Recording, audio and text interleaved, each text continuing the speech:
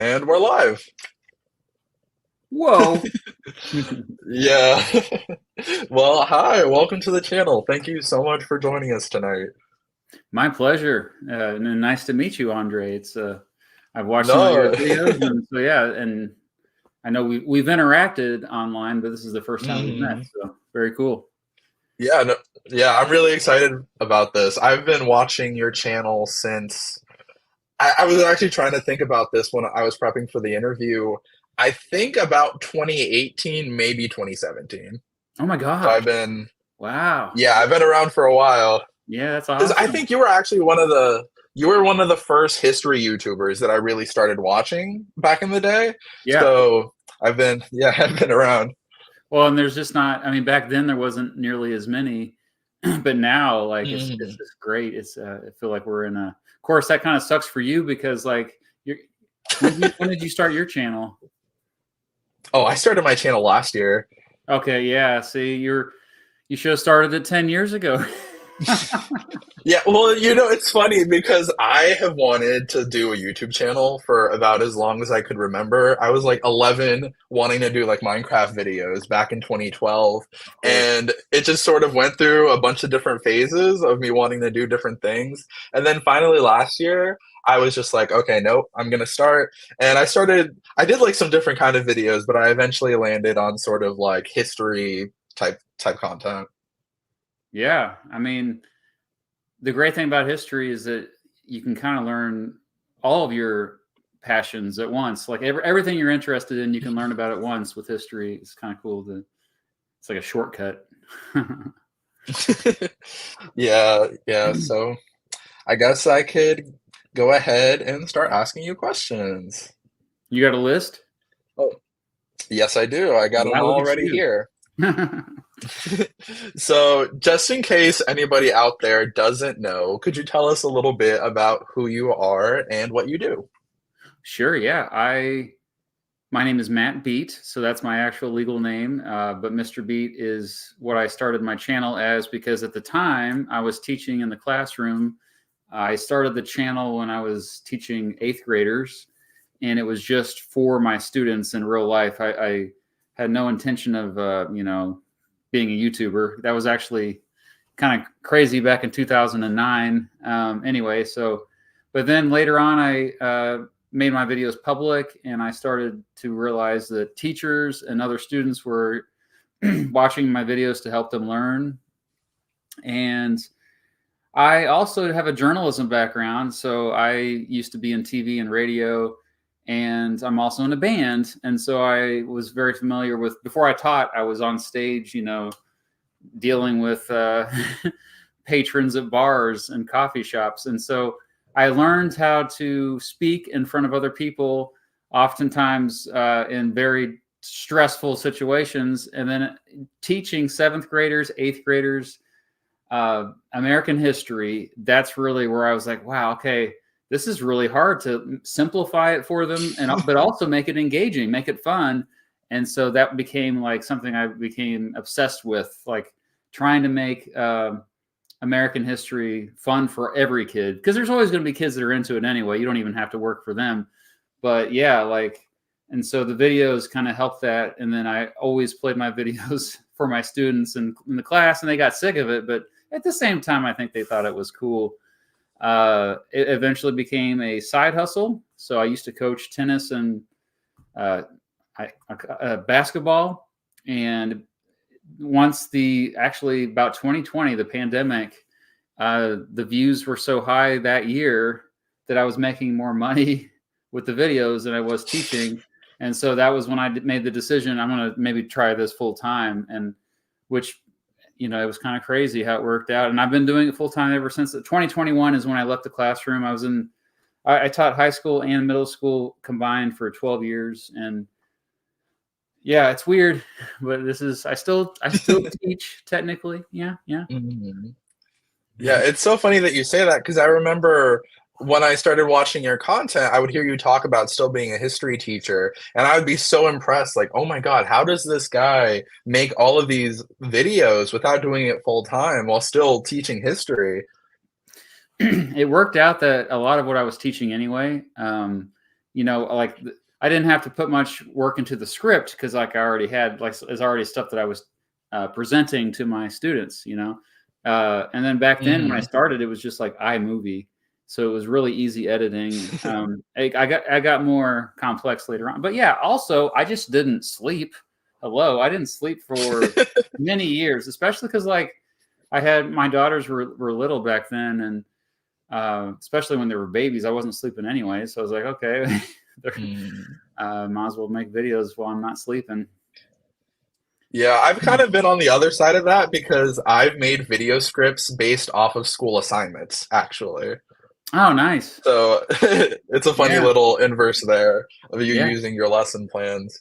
But that leads very well into my first real question for you was that I wanted to ask, in your experience, what are the differences in your approach to how you taught history in the classroom compared to how you teach it on YouTube? I know there was a lot of overlap, like you said, between when you were doing both. So I wanted to see basically if your experience making online videos influenced your teaching style at all. Yeah, there really aren't that many differences. Like in class, I would just start randomly singing, and I do that in some of my videos too. Like I feel like there needs to be a jingle, then I'll just start singing. And then also memes. I used a ton of memes when I I was around in the old days when we first had the impact fonts. I I made memes in 2005 for crying out loud. So yeah, that's Oh something wow. before you were born. Yeah, too. But then as Yeah. far as like, yeah, my sense of humor, which is really kind of dry and dad jokes, basically. I mean, I only say that because that's how people describe. I'm just like being who I am, normally. So like, I don't know. The only difference, I guess, with because you're telling a story, and it's not Mhm. easy to do. In fact, like I think it took me at least 10 years before I got good at telling a story.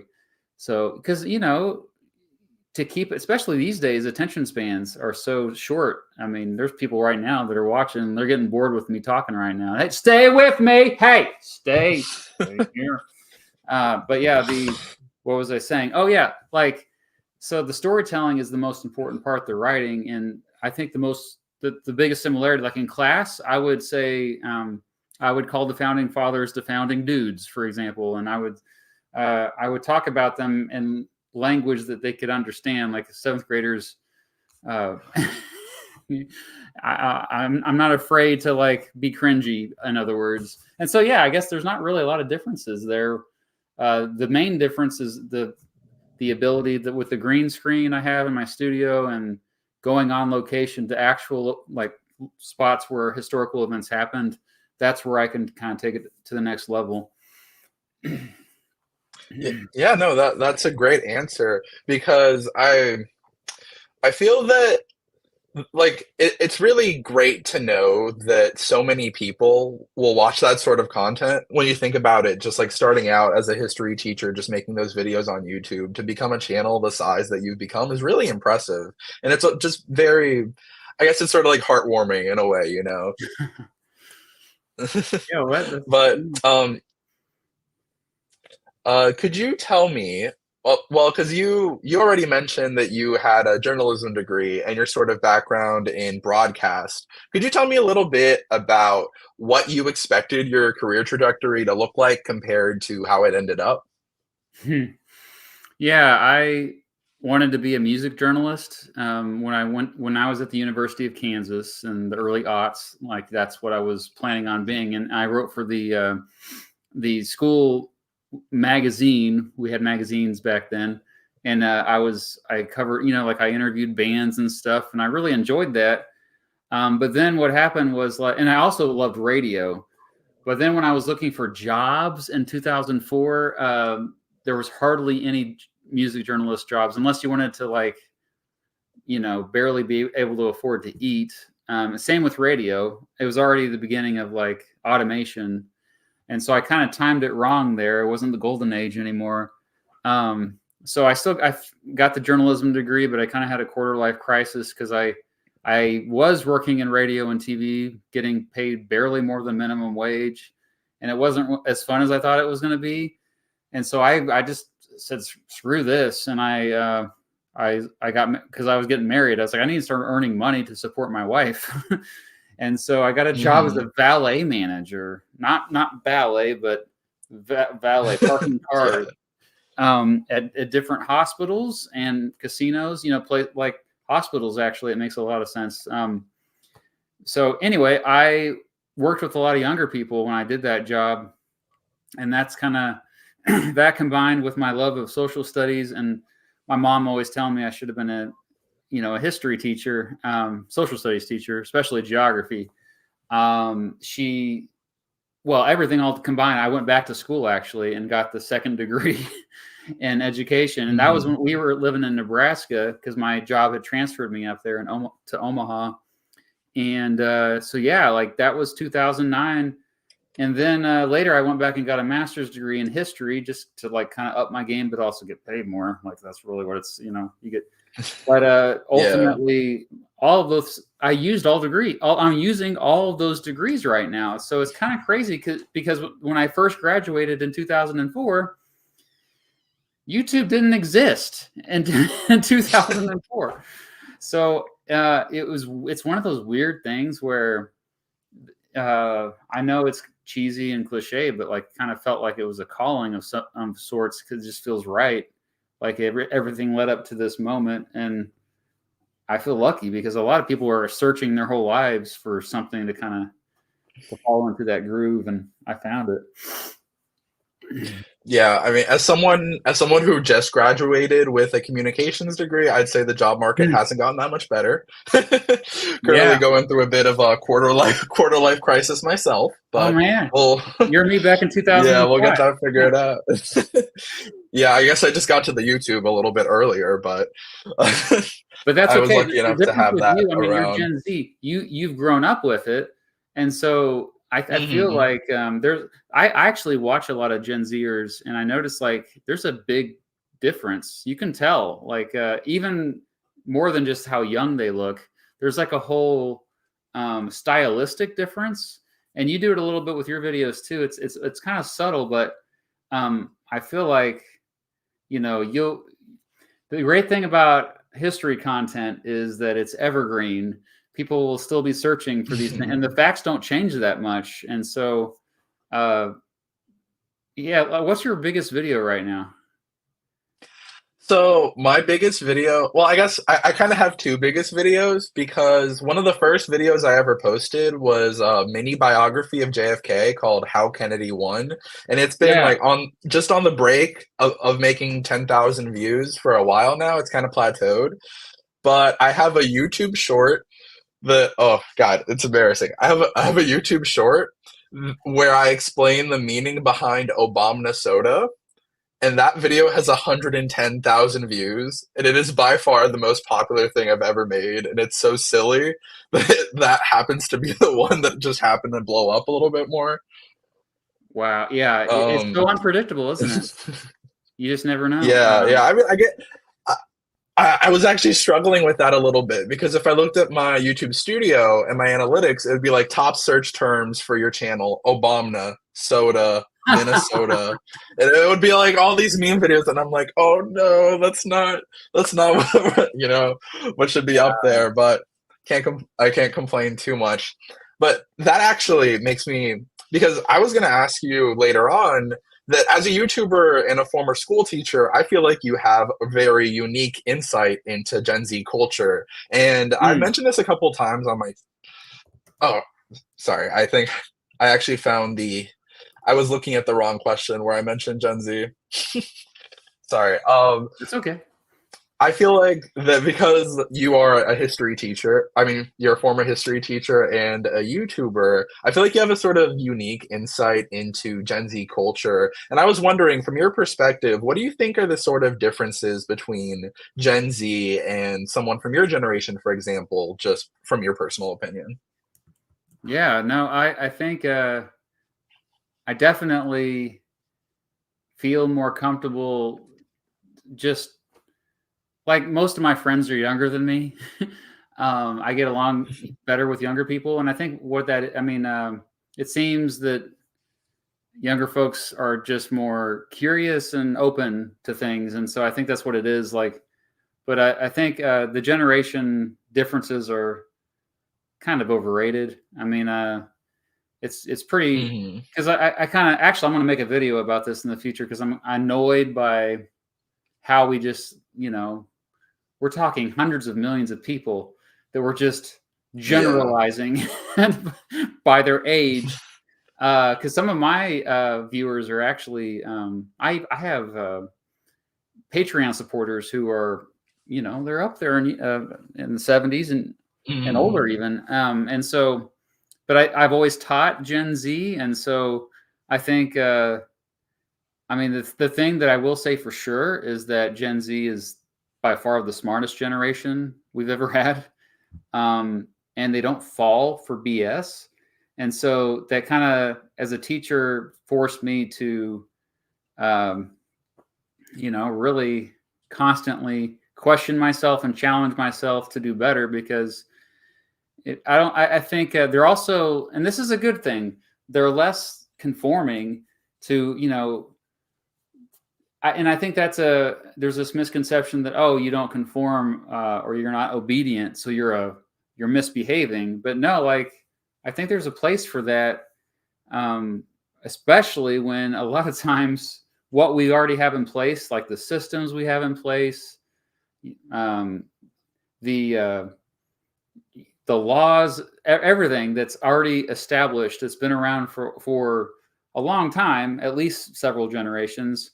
We're just doing it purely on momentum, like, and so to it would be silly not to question everything we do.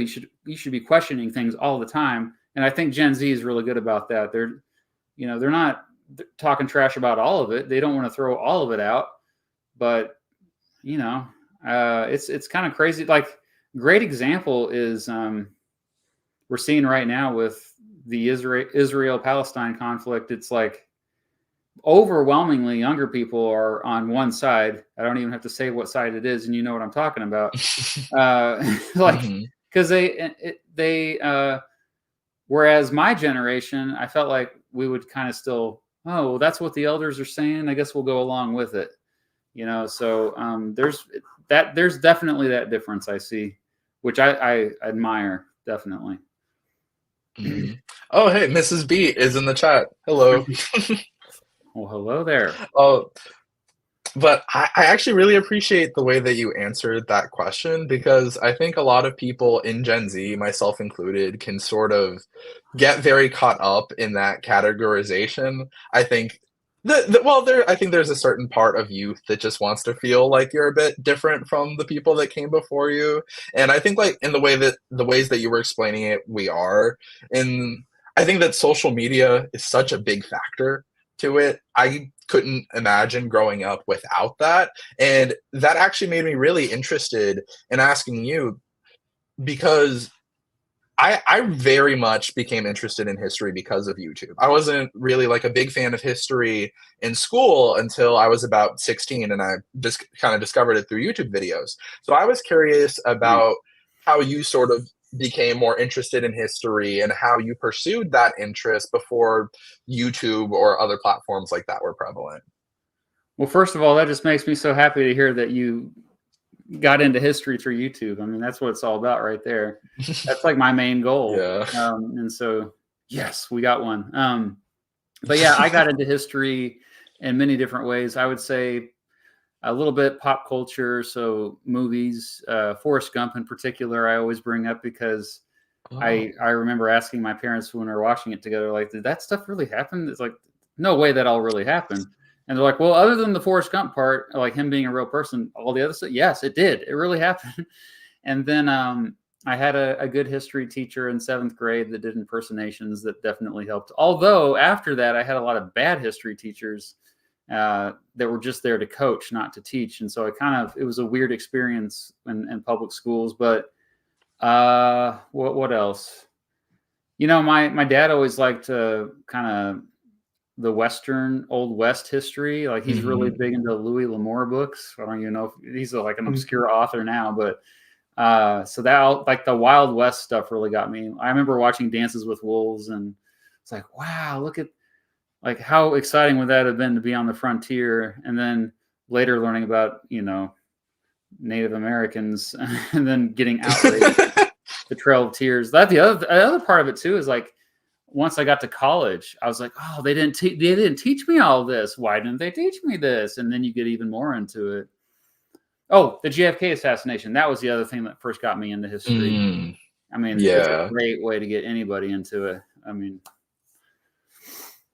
yeah. I mean, that's so interesting that you mentioned that. I think Forrest Gump specifically, because I do think that media and just the things that we watch can have such a big impact on us. Because the whole reason I ended up on YouTube looking for history videos in the first place is because I was really into the musical Hamilton, and I just wanted more. I wanted more background information about that, and through that, I ended up becoming really interested in it, and it sort of overlapped with like the 2016 election and me becoming interested in politics. And then all these years later, I end up doing YouTube videos, and I was a poli-sci in communication double major in college. So that really just affected the trajectory of my life more than I could have imagined, Yeah.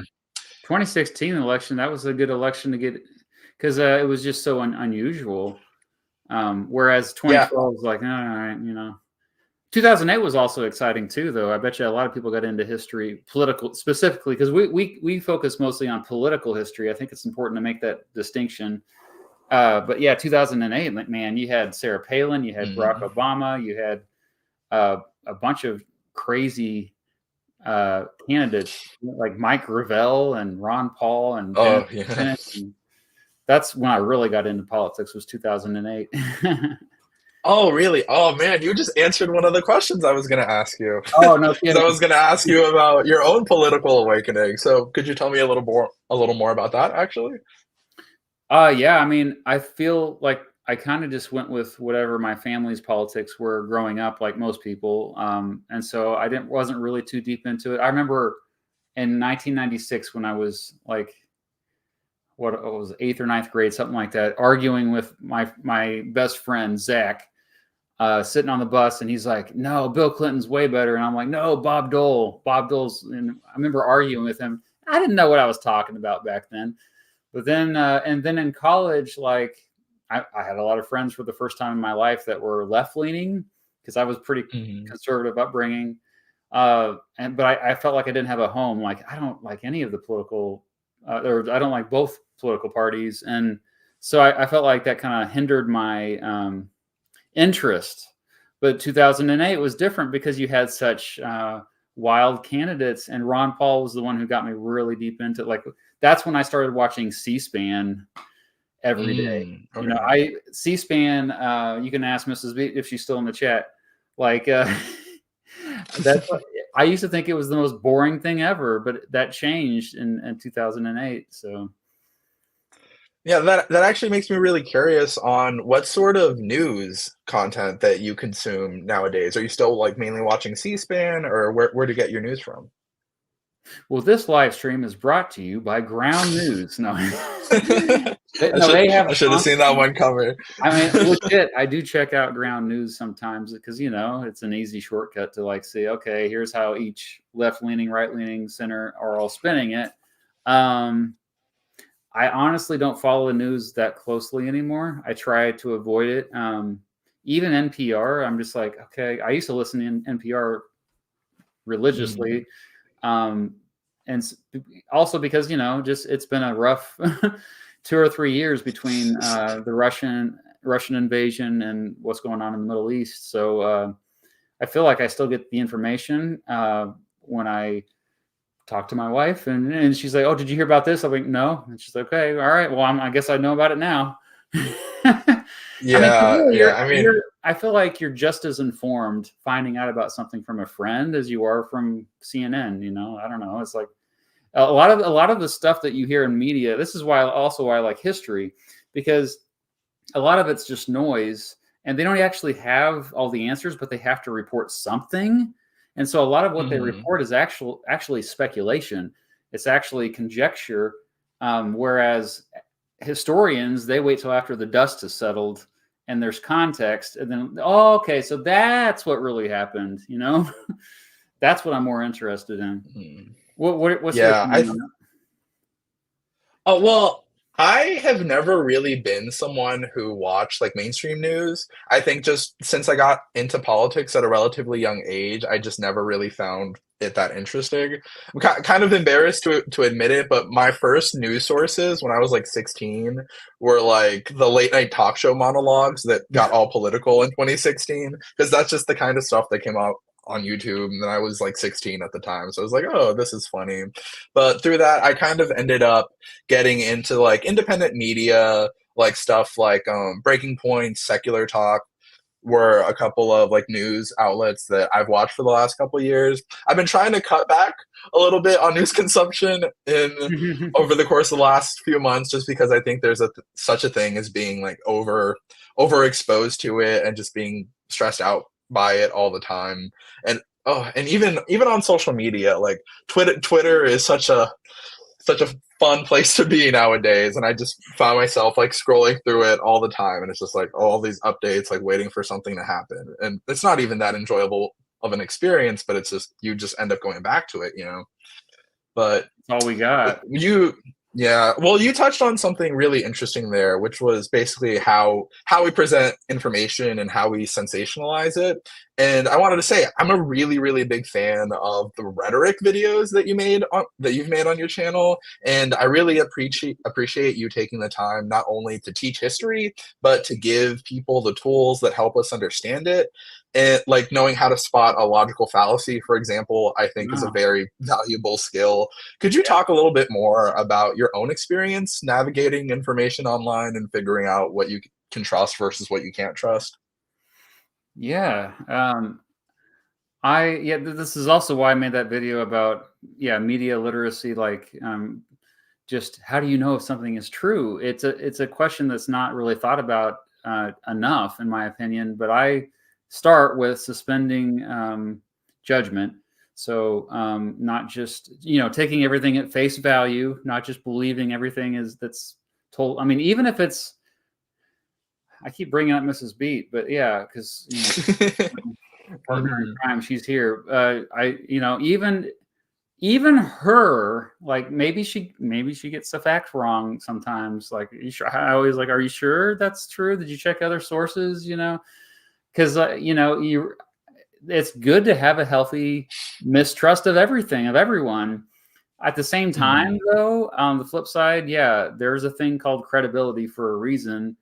And in my video about how do you know something is true or not, I think just because our brain demands shortcuts, because also we just have to live our lives and survive, so we need Yeah. these shortcuts. I think it's okay to lean on experts, and not too much, but how do we know if they're an expert? Well, they can predict the future. They are the closest we have to fortune tellers. So I would say somebody who, like, I know, like Joe Rogan is a good example, because he has experts on his show, but sometimes he has charlatans. There's really two kinds of people he has on Mhm. the show. Usually it's the latter, not the former. But and I remember listening to that podcast, and a lot of the claims that were made were predictions. If you go back, like say you go listen to an old episode from 2015, or even the beginning of the pandemic, 2020, he had a couple different experts about the pandemic, like what was going to happen. I don't remember the dude's name, but there was one guy that predicted it right, and there's another guy he had on that was completely wrong. And that type of stuff, like that's what creates credibility. And so that's how you find your Mhm. experts, if they are consistently predicting the future. Otherwise, yeah, critically thinking, which is it's a process. It's like exercise. You have to constantly do it to learn how to do it. But it starts with more specific skills like corroborating evidence, prioritizing evidence, um, adding context. So zooming out in like um, as far as like knowing how to navigate different types of media, because what you see reported on NPR has to be reported in a different way than what you see in the New York Times. So all these things, I have a video also about critical thinking. That was one of the first videos I made back in like 2012 or something. It was trying to teach my 7th graders how to critically think, because all critically thinking is just like there's a claim or argument, and you're just trying to see if that claim is true, mostly true, partially true, or false. That's all you're doing, because like it's rare that a claim is 100% true, and it's rare that a claim is 100%. Well, it's more common that a claim is 100% false these days. Often it's somewhere in between. It's a spectrum. It's like, and so that's why also I think doing that would help ease all this division we have in society. If everybody just critically thought about everything, there wouldn't be the division that we see. Yeah, and I think that sort of gets to another point of just like when we look at history, and when especially like people like me and you, I remember when I made my JFK video, I got a couple of things wrong, and that was before anyone was ever really watching me. Like things that were very, very like oh man, like careless mistakes, and a lot of people called me out in the comments because that was like the most popular video I had made, and like most people were pretty nice about it. Some people weren't, but most people were pretty nice. And all I could do basically was just be like, oh, I'm sorry. Like I pinned the comment, like the corrections onto there, and I sort of owned up to it in the best way that I can. And I was like, okay, no, if I'm going to be teaching history content, like I got to make extra sure that everything that I'm saying is right. And I'm curious about like if you've ever encountered yourself in a situation like that where you had to go back and make a correction, or like you just happened to say something that you thought was true at the time, which ended up not being true. All the time. Yeah, all the freaking time. I'm always making mistakes. It is rare when I make a video without a mistake. And mostly that's because I'm a one-person operation. Sometimes I'm lucky enough to have other fact checkers, history tubers usually, that look it over. But it doesn't even matter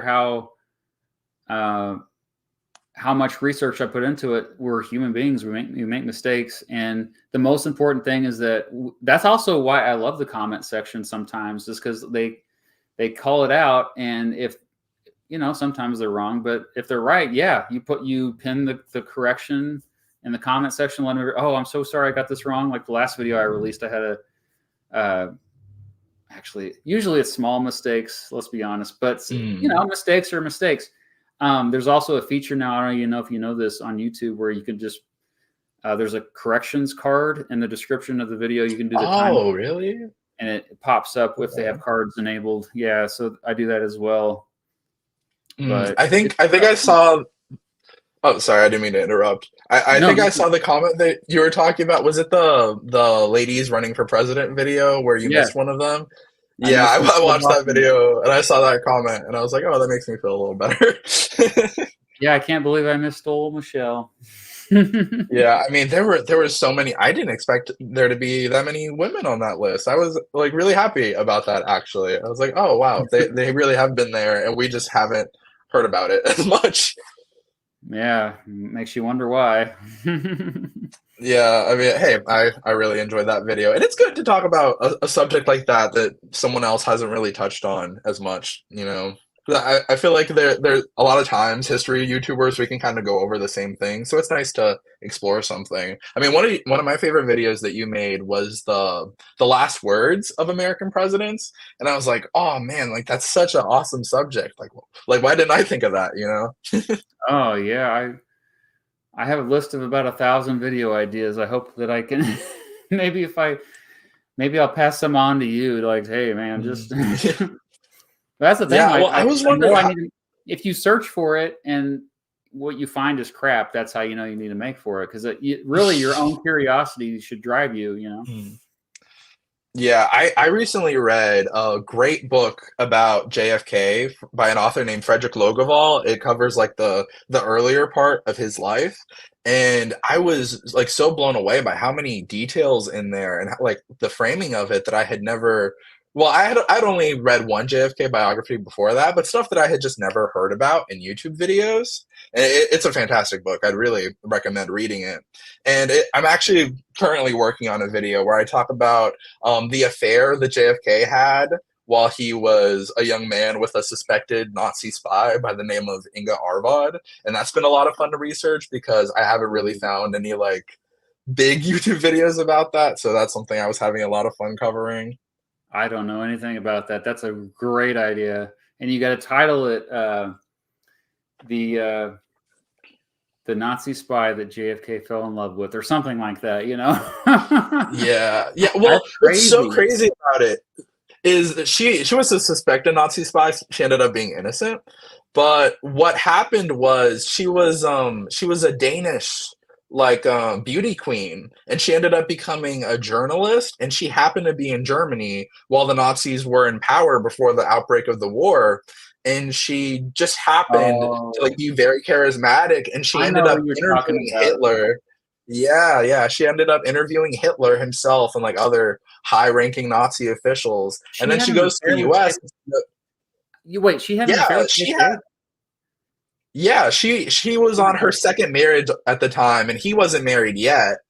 And it was so crazy because she was like 5 years older than him, and she had like all these past connections to Nazis, and she's just here dating the son of the British ambassador or the former British ambassador at the time. It's really crazy stuff. And I was like, oh my god, this is something that I need to talk about. Like no one else is talking about this yet.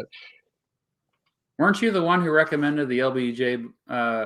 Was it Caro? Yes, yes. If Yeah, Yeah, by Robert Caro. Oh my God, I Caro. love those books. That was the first biography of a historical figure that I like ever read completely, and it's a very like long, very thick book of like a four-part series, and I just ended up like reading all the way through it because I thought it was so interesting. It was just like one of the most compelling things I've ever read. I fell in love with that book. Yeah, Caro, I believe, is also the one who did. Didn't he do a JFK assassination book? I've Oh, referenced it. I I think I think that's an excerpt from one of his books when LBJ comes to power. Actually, Okay, I'm mixing people up. yeah, Okay, yeah. he has a Uh, really good he has really good coverage of the JFK assassination actually because he covers how LBJ was like thrown like to the floor of his car and he didn't know where he was going for like 10 to 15 minutes with a Secret Service agent on top of him. It's really exciting stuff. yeah, yeah. But I guess since well, I know my answer to this question. It's LBJ. But I already know your favorite presidents. I already know about Washington, Eisenhower. I've seen all your tier lists. I wanted to ask, who do you think is the most interesting president to learn about?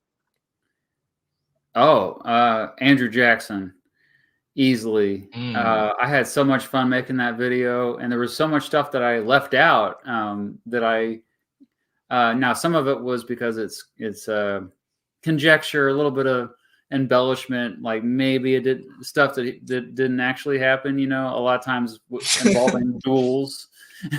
But yeah, he was just such a fascinating character, and I do think that he deserves a movie, um, like an updated. I know there was Mm. like I think there was one a long time ago that came out about him, but and it doesn't matter if you think he was like morally right or anything. He's just holy crap. The dude's walking around with two bullets stuck in his chest for most of his life, and he Mhm. somebody tries to assassinate him, and the gun doesn't go off, and it was supposed to go off. Like all the odds were in the favor of it to go off, and it because he's also one of the luckiest people to ever live.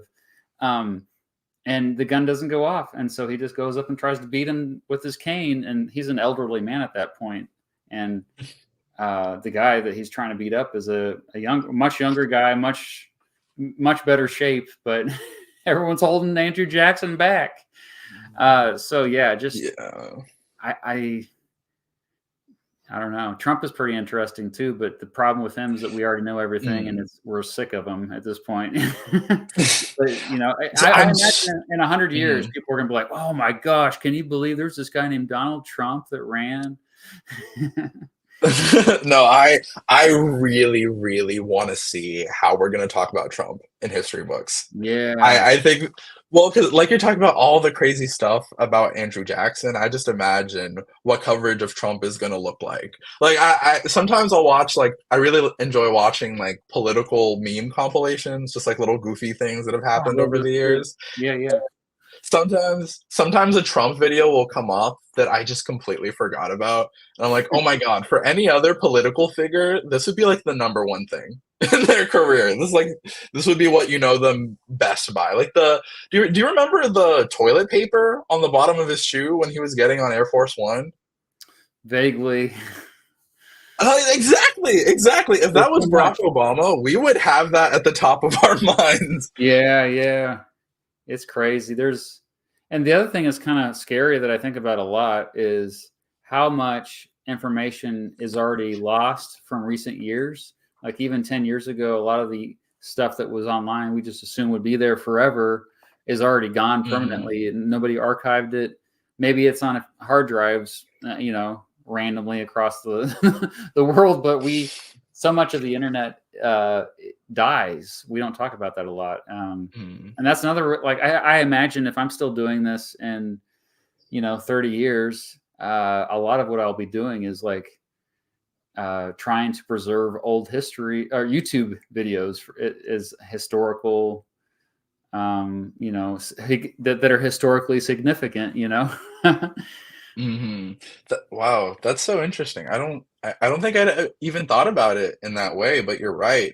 And I heard a podcaster recently. I don't remember who it was, but it was someone talking about how so much history that's happening right now isn't going to be as well studied as the past because we don't have letter writing anymore. Like we don't have that physical evidence. And I think Yeah, that really plays into what you're talking about with like things on the internet just vanishing or just thinking about like how much is said through text that we don't have on paper right now, how much yeah, like a current president who's my age. Well, or I mean a future president who's like my age at the moment, for example. We don't really know about their upbringing as much on paper as what they presented to social media, which sometimes isn't very accurate. It's not the same like personal level of letter writing as you would have seen in the past. If I look at JFK and Inga Arvad, like I was telling you about, there's some pretty personal writing in there. Some pretty yeah. like, crazy stuff that you can get your hands on. Well, the NSA, that's what they do is but even then, I don't think they have everything. The National Security Hmm. Administration, a large part of what they do is they just store personal data from people, and it's probably not it's not constitutional. Let's just say it. Hmm. But they've done it. They've gotten away with it, and in the name of national security, it's always in the name of national security. But I always wonder, like at some point, the National Archives is going to be knocking on the door of the NSA, say, "Hey, can you turn over that stuff now for us, like purely for so we don't Hmm. forget." I worry we're going to forget. And yeah, look at all of history, all of the advanced civilizations that had no written record. We just don't know how advanced they truly were. Like we even call it prehistory because like it's that blows my mind. Like, what if someday we are prehistory because it's all lost. All the information is lost. It could happen easily, probably.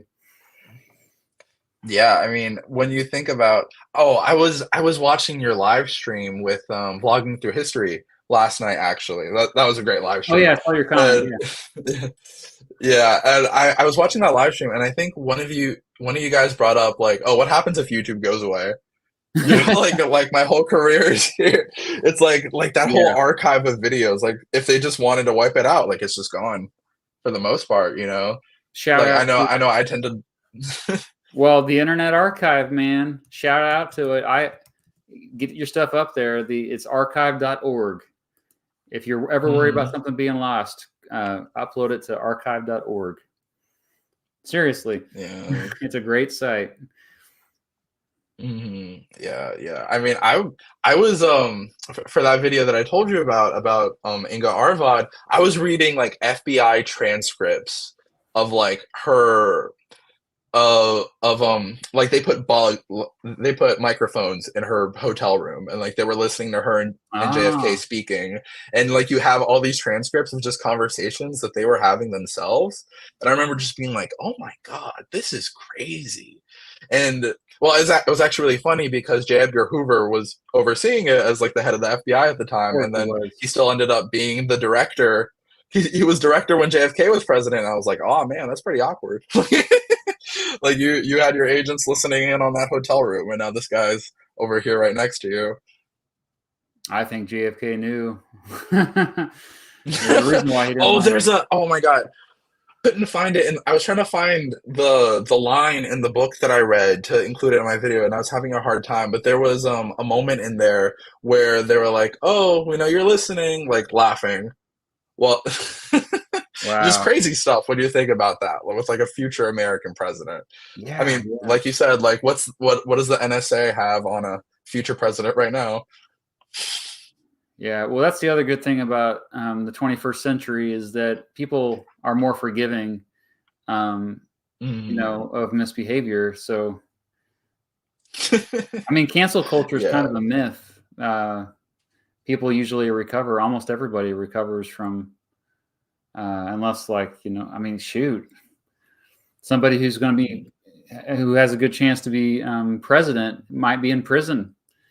That's great. Like, so yeah, no matter what scandals we have these days, I don't think, and it's probably because everybody is recording everything all the time. We're just used to being monitored.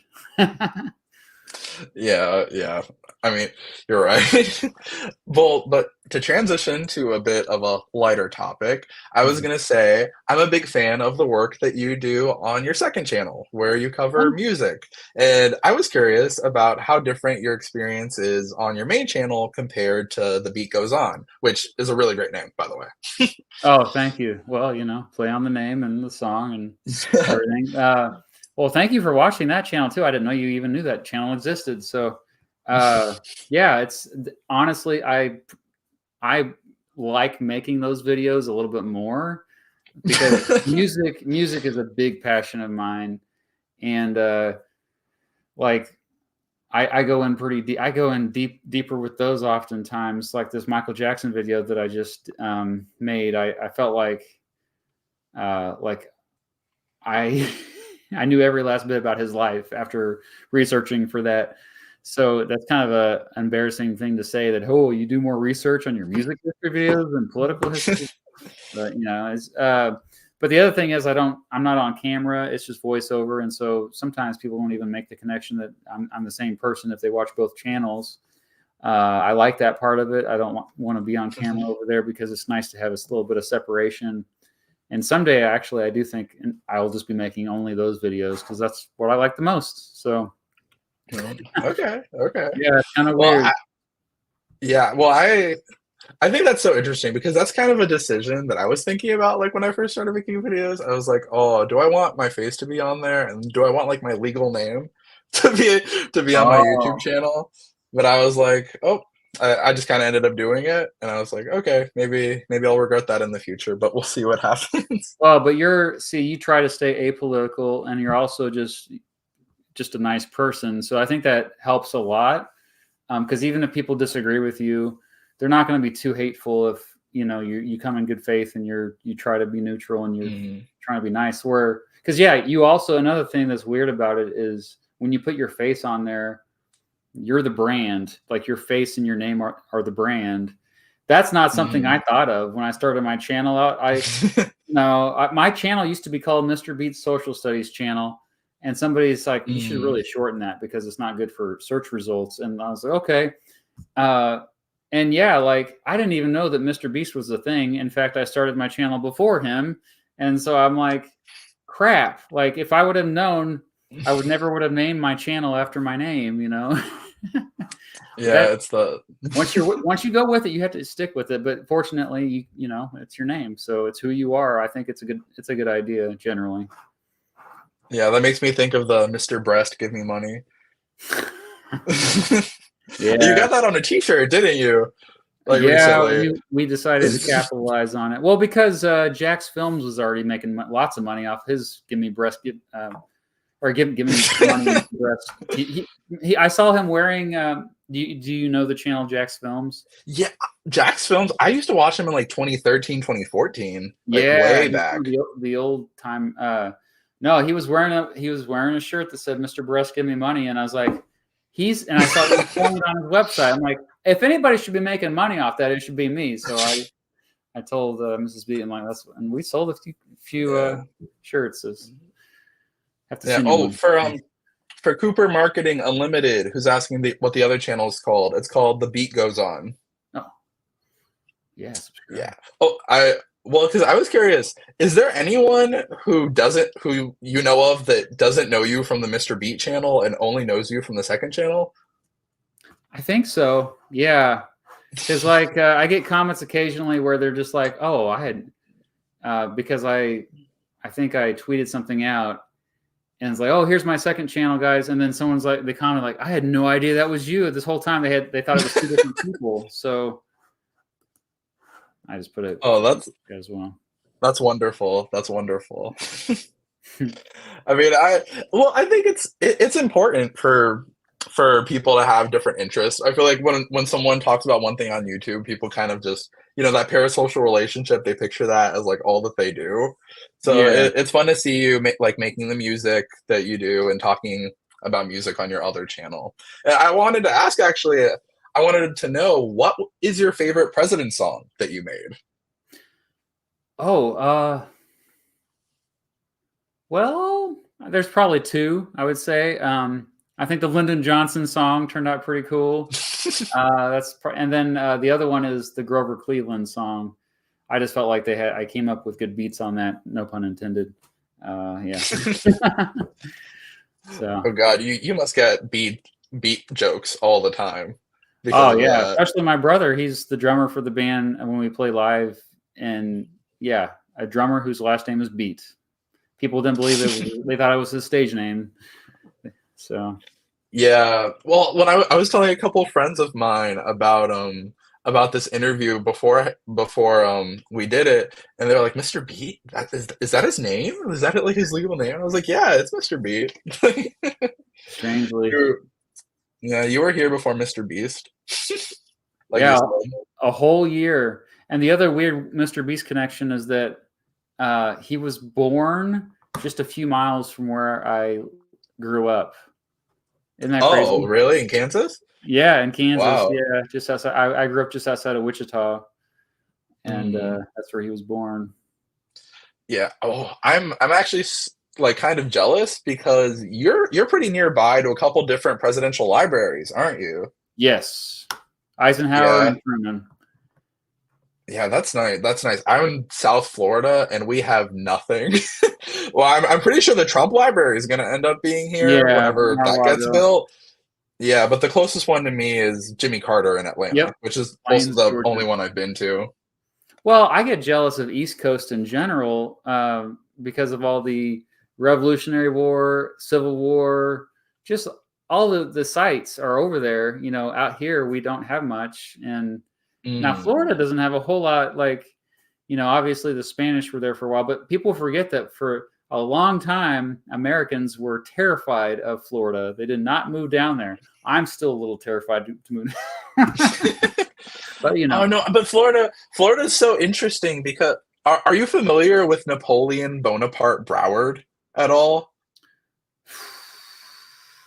I don't think so. No. He's like this developer guy who I believe in the 1800s was the one who came through and sort of developed South Florida into what it became. He drained a lot of the swamp, got rid of the marshland, and Yeah. made it sort of habitable. I think he owned property in Miami, and Hmm. he did it as sort of like a way to get to Miami so people could go to the hotel he owned there. And that's something I've always wanted to make a video on, but that I need to learn more about myself as far And as what a Florida name history that is. goes. Yeah, yeah, it's crazy. The Conqueror of Florida, apparently. The original Florida man. That should be your title. Yeah. Other than that, oh wow, wait, that's actually a great title. Yeah, do it. Yeah, there's a reason that you're so popular. Come up with the Oh God. clickbait titles. You had what was your Eisenhower title? The president who saved the world? I was Yeah, like, man, that's an awesome title. because he literally did. Like one guy, I Mm. swear, uh, more than any, people like to give Churchill a lot of credit and all this, and Stalin. Uh, but no, man, Eisenhower and FDR, of course. But no, I think Eisenhower with the Normandy landings. I just think it can never be overrated. It's like that is the event that wow, just I get Yeah. goosebumps every time Well, I think about it. You know. yeah, well, that got me like another thing from your live stream last night was when you guys were talking about Gettysburg and the sort of like the being there and the weight of that people describe. Or I think the is Chris his name, the vlogging through history? Yeah. What he was talking about with being over in Normandy and seeing just like all of the graves and like that sort of effect. And I was Yeah. like, oh, that made me think a lot about historical sites. Well, because he took a question that I was going to ask you, because I was going to ask you about the sort of most impactful history sites that you've been to. And well, like with you guys thinking about like talking about that, it made me think a lot. Have you ever been to Arlington National Cemetery? Several times. Yeah. It's a cool Yeah, place. that would have been my answer for that because I went there about 2 years ago and I had a very similar experience to what he mentioned with Normandy, where I was like, oh my God, just all these people out I, here just hit like hills and rolling hills. yeah, it's a beautiful place. Plus, all the important people who rest there. Like I was geeking out. All these Supreme Court justices are buried by each other. And I was Hmm. like, "Oh my gosh, they're all right here!" And everybody around me was just looking at me like, "Are you okay, Mister B?" Like, because I was with a student group, and then strangers like, Hmm. "Who is this guy?" But yeah, it's pretty surreal. And then I would say the JFK assassination uh, spot, Hmm. Dealey Plaza, that was it for me, and that was very recently. We were there in October.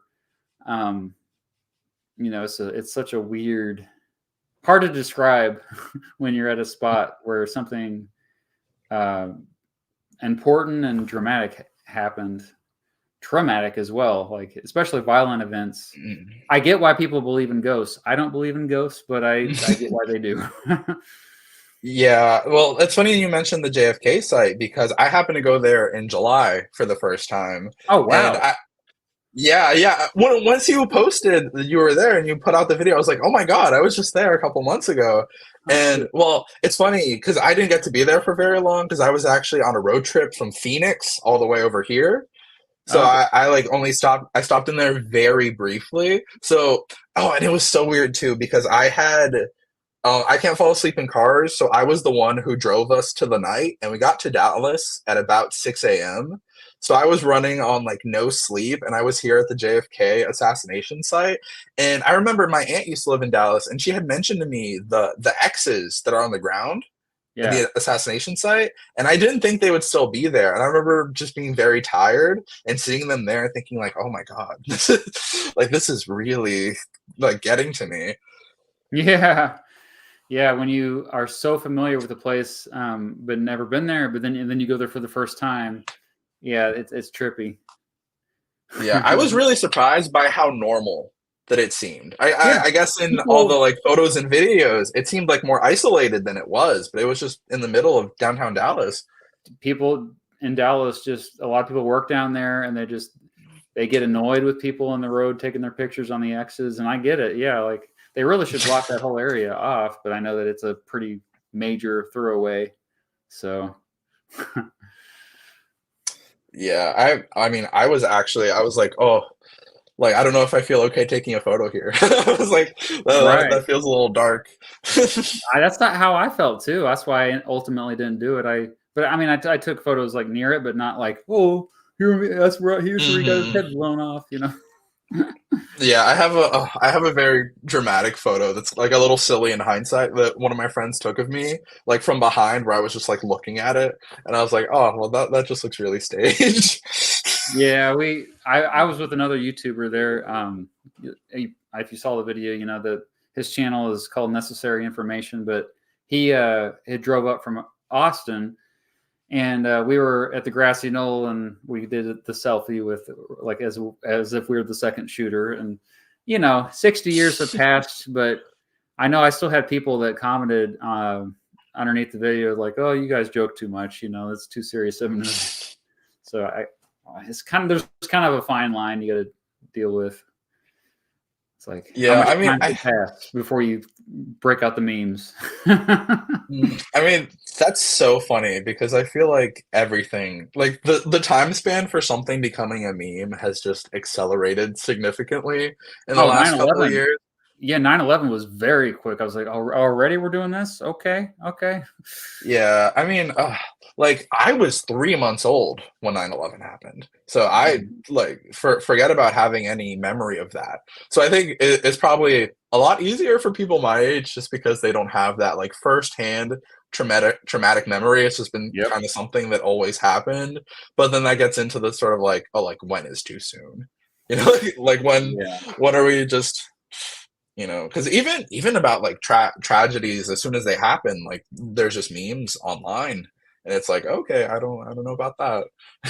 I think it depends on the audience. Like if you're just sharing it with your buddies on Discord and no one else is supposed to see it. But the problem is there's always people that see it that you're not intending to see it. And you just got to be aware, like it's the internet. Stuff's going to get out there sometimes. And yeah, it can be offensive. Yeah, yeah. I mean, well, especially where I'm from, because I live in the area around like where the Parkland shooting happened. Like I'm pretty nearby Yeah. to that, and that was the first time that like something very close to me sort of became a thing. And I was like, "Oh my God, like everyone is talking about this. Like this is a very serious thing that happened." And I remember just being surreal how Parkland went from like this like nearby town to this word that meant something to like a national or even international audience. Yeah, that's right. You say Parkland, everybody knows what you're talking about. Yeah, that's nothing. I guess the closest I ever got to like a historic event happening near where I live is Oklahoma City bombing when I was a kid. I Mhm. was Oh, that was a great video that you made, by the 3 hours way. away. That was one of your Oh, you best. saw that? You actually saw that one. Thanks. So that was age restricted, so it's Yeah. not promoted by algorithms, unfortunately.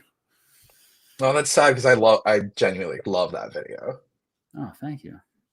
Yeah, another one on location. Got to go to. Got to try to film on Oh, location. I've been wanting to, but I live in Florida. There we go. Yeah. Oh, it's such a stretch for my JFK video. I was like, I can maybe go like near where the Kennedy compound was in Palm Beach, but that like even that's a little bit of a stretch, and it doesn't have that much to do with the video that I'm making right now per se.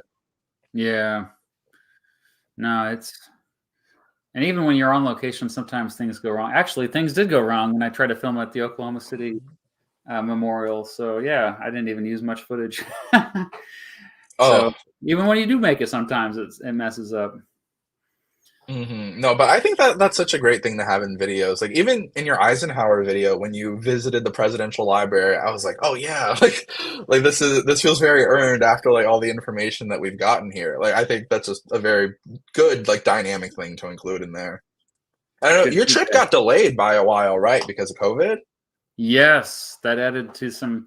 Yeah, it was weird because that video was supposed to come out like in 2020. So that's the reason why I went there to film for that. Yeah. Also, Yeah. they're weird though. It's like some museums they don't want you filming there. Strangely, I'm like, why would you not want us to film? It's not like we're Yeah. promoting it. Not Anyway, Yeah. I mean, well, with the presidential libraries, did you get that little presidential library passport that they have by any chance? yeah, I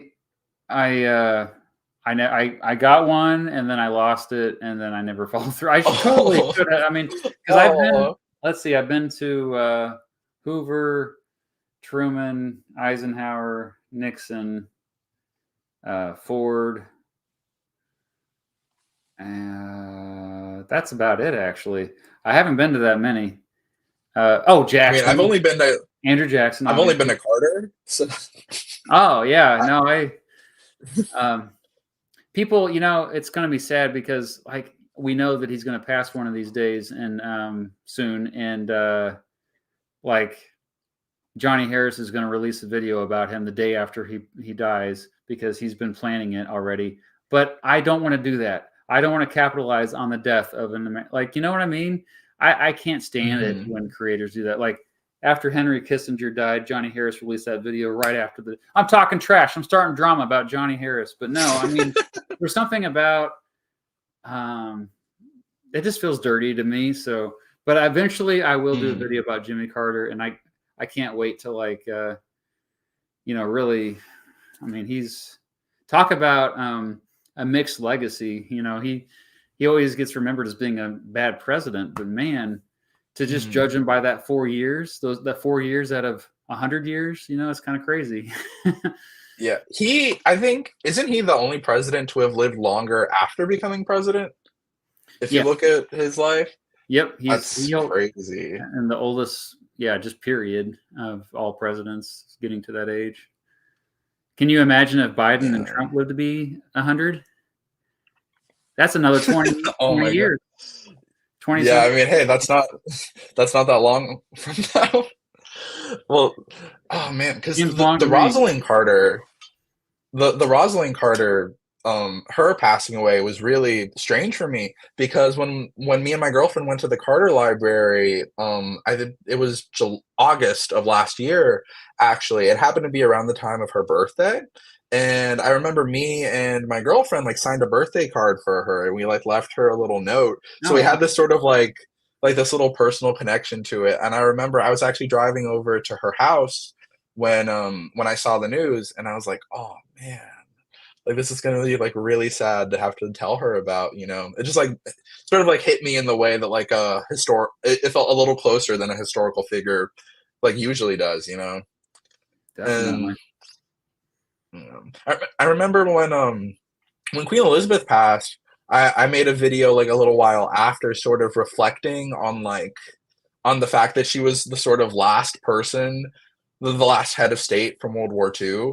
And that Mhm. was a really interesting video because that was actually like, that wasn't that long into my time on YouTube.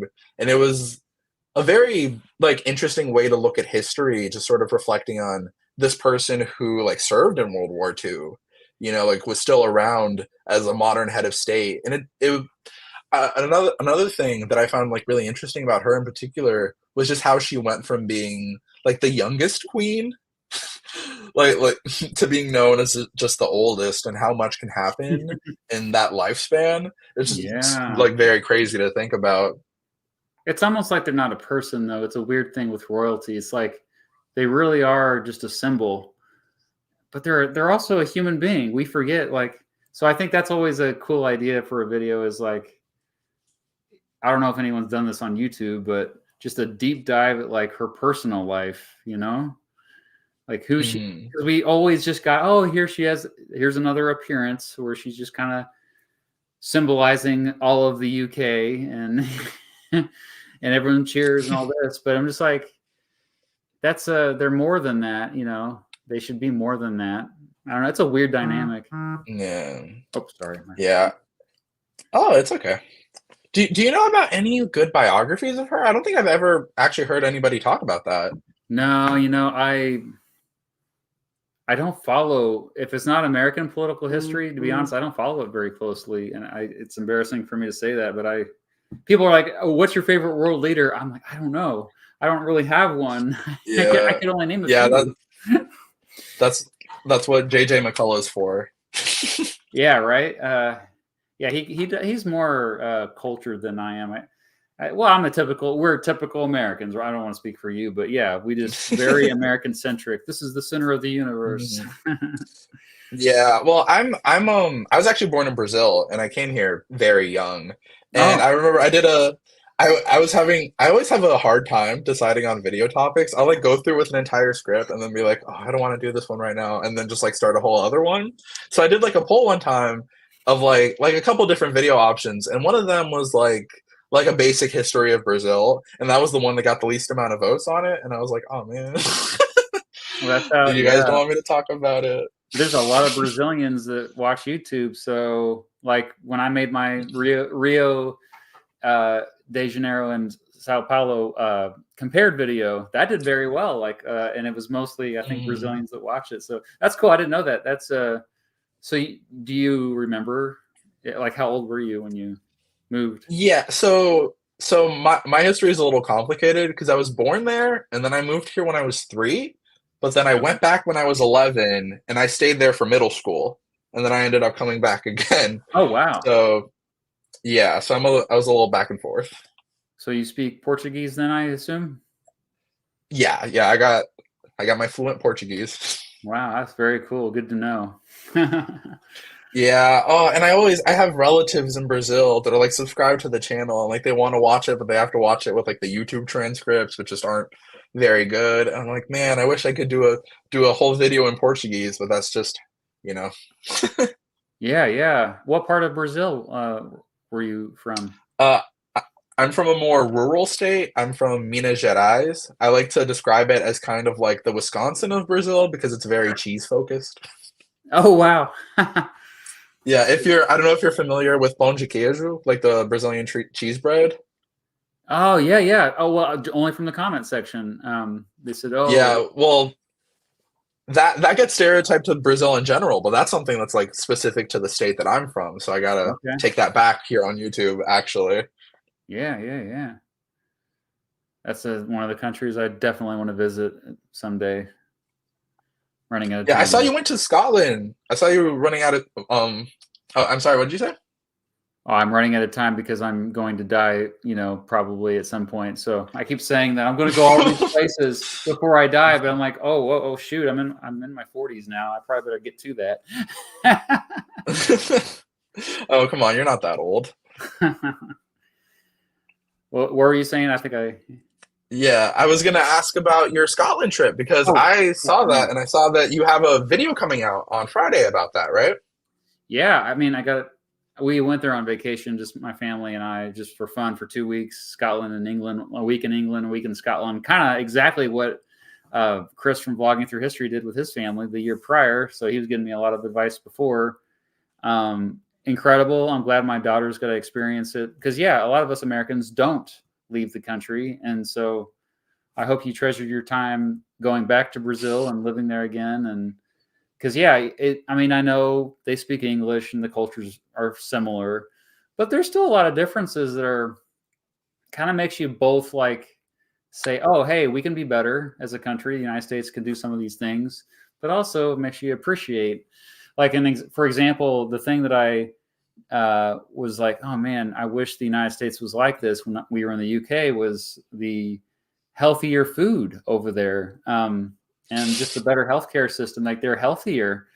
But on the flip side, something I didn't like over there is that everything is cramped. Everything is smaller. I like my space. I like to have, I don't know, everything's a little too compact over there for me. I guess that's good if you're a new urbanist. You like walkable neighborhoods but yeah, so it's good. If you get the opportunity to travel to another country, do it. Doesn't even matter if Yes, it's yes, Canada. definitely. Yeah, I mean, oh, I went to Canada when I was about 14, 13, 13. I went to Canada when I was 13 and I didn't really know anything about like Quebec and French Canadians and Oh yeah. we drove there from Toronto and I remember going to a McDonald's and I like went and I started speaking in English and they just like looked at me for a second and then they ended up like switching to English and I remember being like, "What? Why is this McDonald's person speaking French to me?" Yeah. Yeah, no, what's weird about Canada is that there's even other pockets throughout the whole country where there's French speaking people.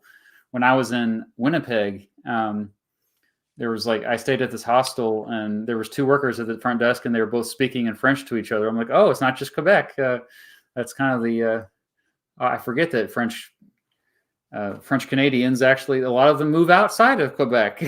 So that's another example of my ignorance there. Yeah. We were up there. But I've been to Quebec. I mean, Quebec. Yeah. Yeah. I wish I could remember it more because I'm sure it's very beautiful. Oh, absolutely. But Yeah. You're only there like for briefly, I take it. yeah, just passing through pretty much. We were on our way to New England, Oh, actually. okay. So we drove from Toronto to there and then yeah. Right on. Yeah, well, it's funny what that you say that with them talking to each other in French because I find that a lot of Brazilians like to use Portuguese as a secret language. So whenever I overhear people talking in Portuguese, like I always feel like I'm kind of intruding a little bit because it's hard not to listen. And I'm like, oh man, like they don't know. Yeah, Oh that's well, awesome, though. That's like like a secret power, you know? It's like you yeah, have an it's a little funny. invisible cloak. They don't know that you Yeah, I know. mean, well, being Brazilian in particular is funny because a lot of times, like people that themselves are like Latino or Hispanic will kind of racially profile you and just like start speaking Spanish to you, and you're like, oh, hold up, I like I understand. don't, like that's not me. And you'll be surprised by how much people just assume, you know. It is the United States. I mean, I I'll be honest, like, yeah, like if I hear somebody who's speaking a different language and it sounds anything like Spanish, I just assume it's Spanish. And it also, yeah, if they have slightly different skin tone than I do, it's horrible. It's Mm, prejudice. But uh, the other thing with Spanish is that it's similar to other languages, though, like Italian. And because I remember that one mm, time I was in, I think it was Chicago or maybe New York. It was one of the big cities. I was walking around and I thought these guys were talking. No, it was Boston. It was Boston of all places. oh, So okay. this happened like in 2019. I was there. Mm, I was like, oh yeah, they're speaking Spanish. This is America. They were speaking Italian to each other. It was because it took me a while to figure it out. And so yeah, these assumptions that we make. I guess mm. get us in trouble. So good thing I didn't like go up to them and start speaking Spanish because I know un poco, say un poco. Mhm. That's funny because um pouco also works in Portuguese. Like that's one of those I don't sentences know. that is like just literally like almost identical. Yeah, yeah. Well, same peninsula, Iberian Peninsula brothers. I have a Spain Portugal Yeah. I mean, video, of course. well, it's so funny because like growing up, like I've always been kind of like ethnically ambiguous people like person. So people tend to project like whatever identity they want onto me. Like I used to get Indian a lot when I was going through school for some reason. And then I don't know if you've ever seen like my videos where I had longer hair, but when I had longer hair, like some people would say Hawaiian. I know when my girlfriend met me, she thought I was Native American. Oh, Yeah, yeah. so it's fun being able to sort of like bob and weave and like keep people guessing a little bit about where I'd be from. But I ended up doing my ancestry DNA, and I was like 60% Portuguese, and I was like, oh my god, because I didn't expect to have that much heritage from there. Yeah, that's a I was like lot. genuinely surprised by that. Yeah, like Portuguese, Spanish, and then like random African countries, and like almost no like native actually from Brazil, which I was surprised by. I always Oh, expected more of that. yeah. So your ancestors were uh, at the top of the hierarchy then. Yeah, that well, That's oh why my you're so god, wealthy today, right? it's so dark. It's so dark. But like I joke sometimes that if you want to like if you look at my ancestry map, it's the same map as the Portuguese slave trade, Oh, which jeez. is just like horrible. No, it's like all these countries on like the western coast of Africa, and then it's like the eastern coast of Brazil. And you're Yeah. like, oh my god, Hey, like it is. That's how it was back then, man. I'm just glad to. Like, I'm thankful when I found out my ancestry that I didn't find slave owners in there. That it went that none of my ancestors were in the South. That they straight back to New England, baby. I was like, yes, yes, okay, lucked out with that. But still, I mean, most of my ancestry is Northern Europe, and like that just automatically like people are like, "Oh, yeah, you're as white as they can get. You'll never understand the plight of whatever group it is." And I'm like, "Okay, fair enough. I get it. Yeah, I get Hey, I it." mean, empathy goes a long way. Like it's hard to just judge people based off their, like I think as long as you're empathetic, you can do a Yeah, lot. yeah, totally. Um, I, it's funny. yeah. Uh, a f- oh, sorry, you could go ahead. No, I was trailing off anyway. Go ahead. Oh, no. It was on the same topic because I had a friend of mine who wanted to do her ancestry, and she's Vietnamese, and she did her ancestry, and she ended up being like 98% Vietnamese with like 2% as a small Vietnamese minority.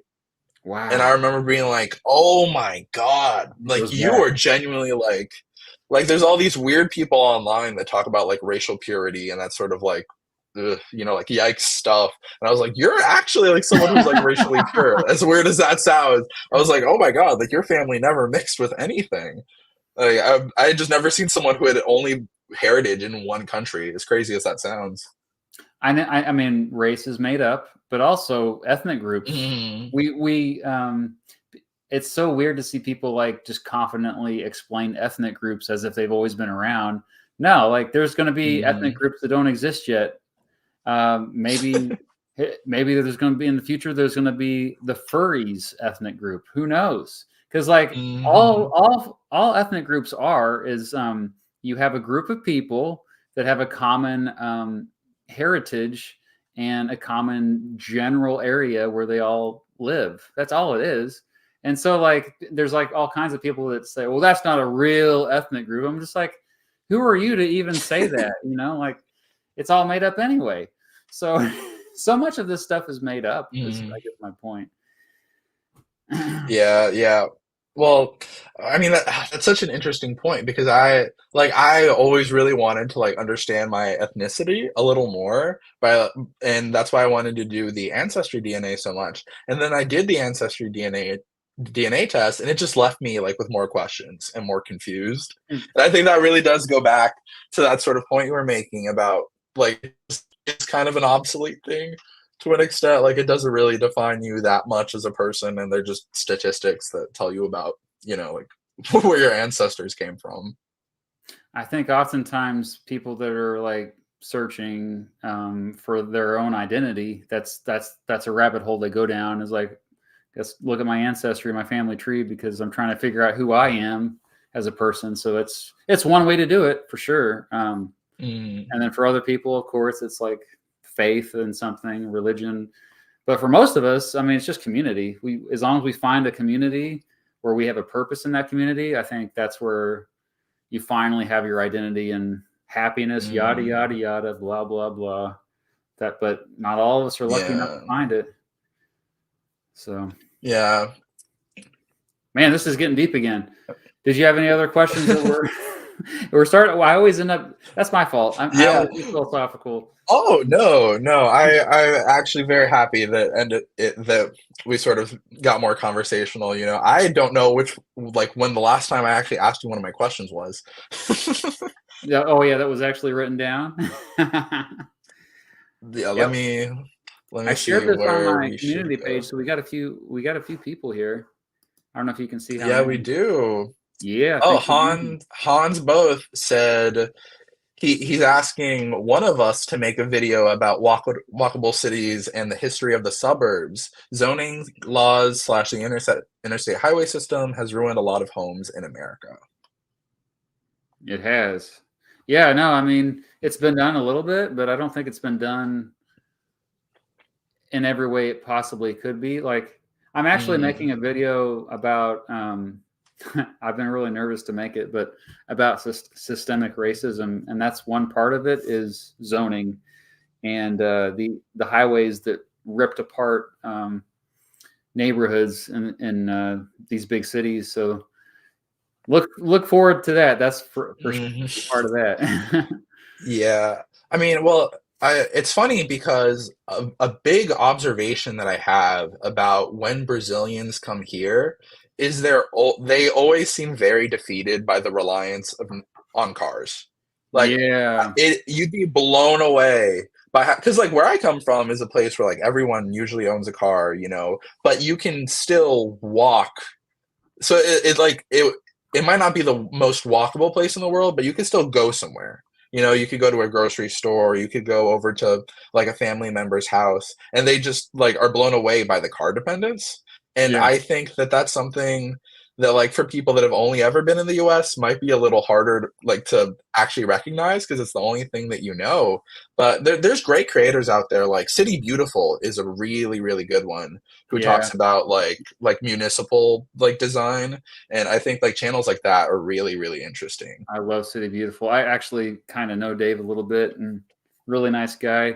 Also, I mean, there's a bunch of channels that I watch that are new urbanism, so I'm deep into that. Like Mm. I watch City Geek, Not Just Bikes. There's a bunch of smaller, Yeah, like I know not just bikes. there's one called From Here, I think is the name of the channel. He's Canadian. I think he's from Toronto. But yeah, so Mm. many. I really do think that your generation is going to save us from this crappy zoning we have. For like even my city where Oh, I live, we're already changing it. We're already like there's a push now to get rid of the stupid parking lot requirements where you have to have so many parking spaces. Oh my god, there's so Yeah. many parking lots that are just empty, that could be developed for housing. Which there's a big population in my city also, of course, that is going through homelessness right now. So it's just really, I think that's what's really pushing people over the edge to like finally like, why do we Mm. have these zoning laws? Yeah, I mean, Housing is I think crazy. also like just with the internet and things becoming more like communication just becoming broader, it's just a thing that people laugh about online a lot. Like people from other countries just being like, haha, this is what it's like to live in America. And you're like, oh man, like it's not so bad. I like it. Well, I used to live in a suburb, and I even wrote a song called "I Hate the Suburbs." I don't like the suburbs. Hmm. Yeah, I'm happy you're not in the suburb. I'll just leave it at that.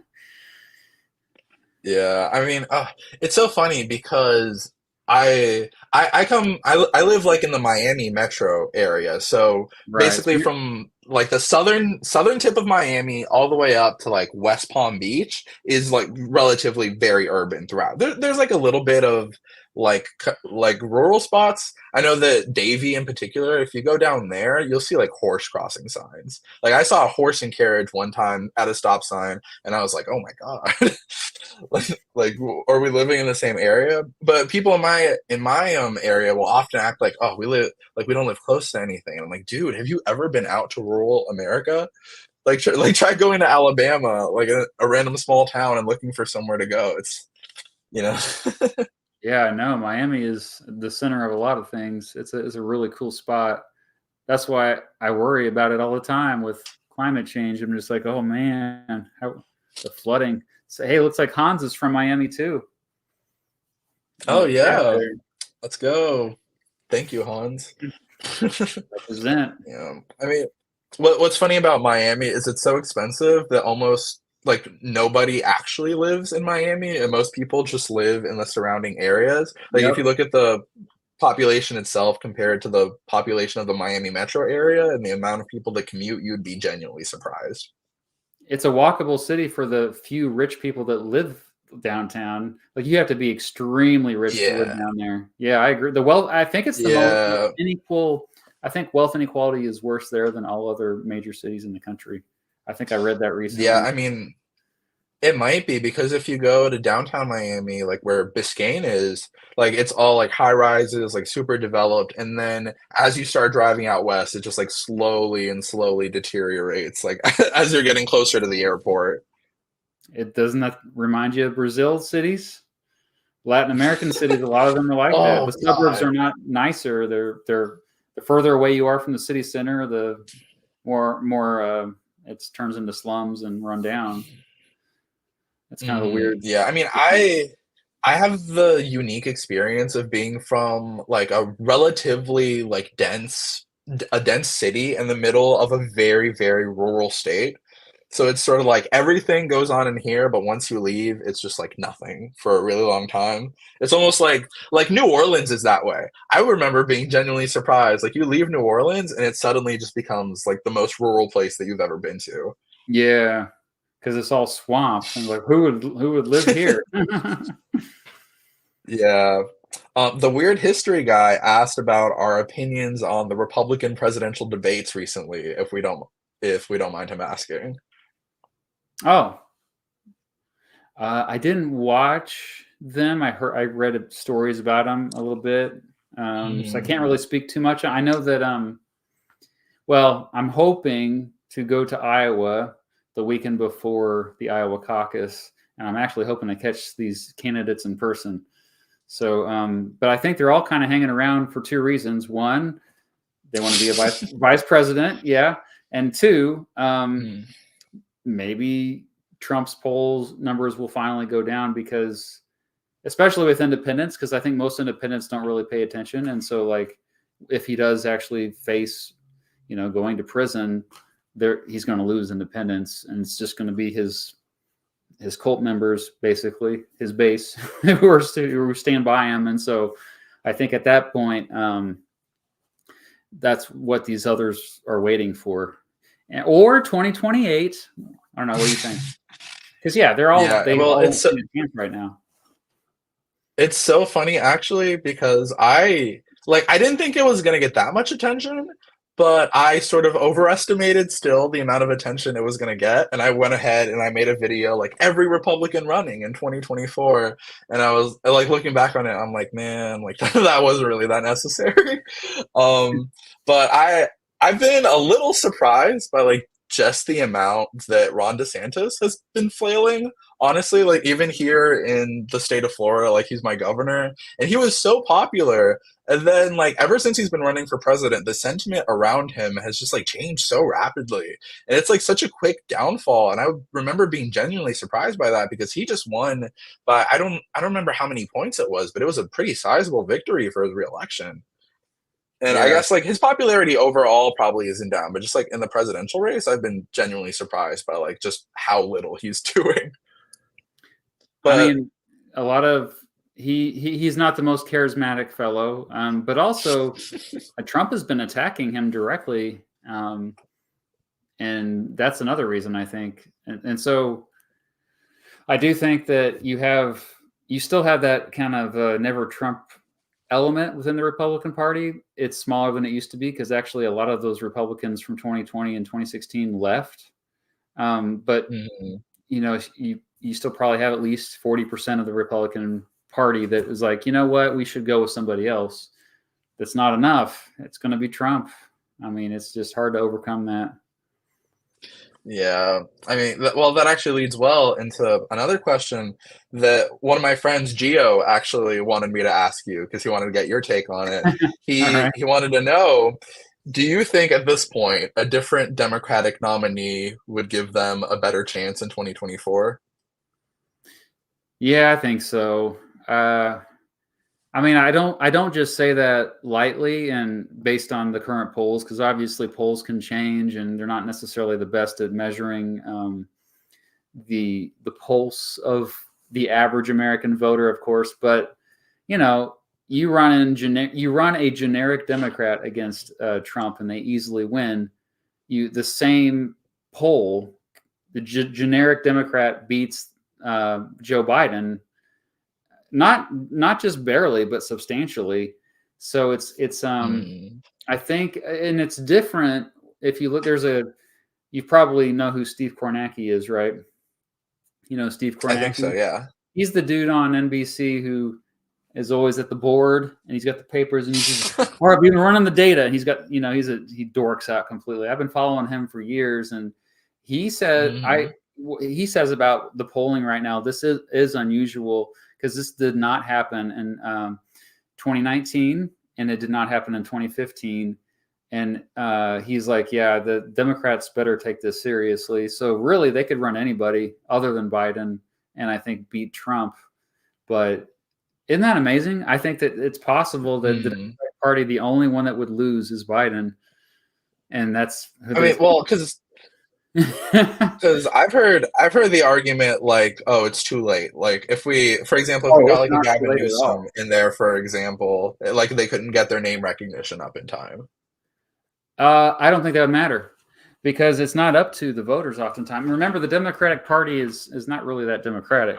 It's at the convention. At the convention, I know, ironic, right? But at the convention, they could just decide to vote for whoever they wanted. They could override. They could change the rules like that. It doesn't have to.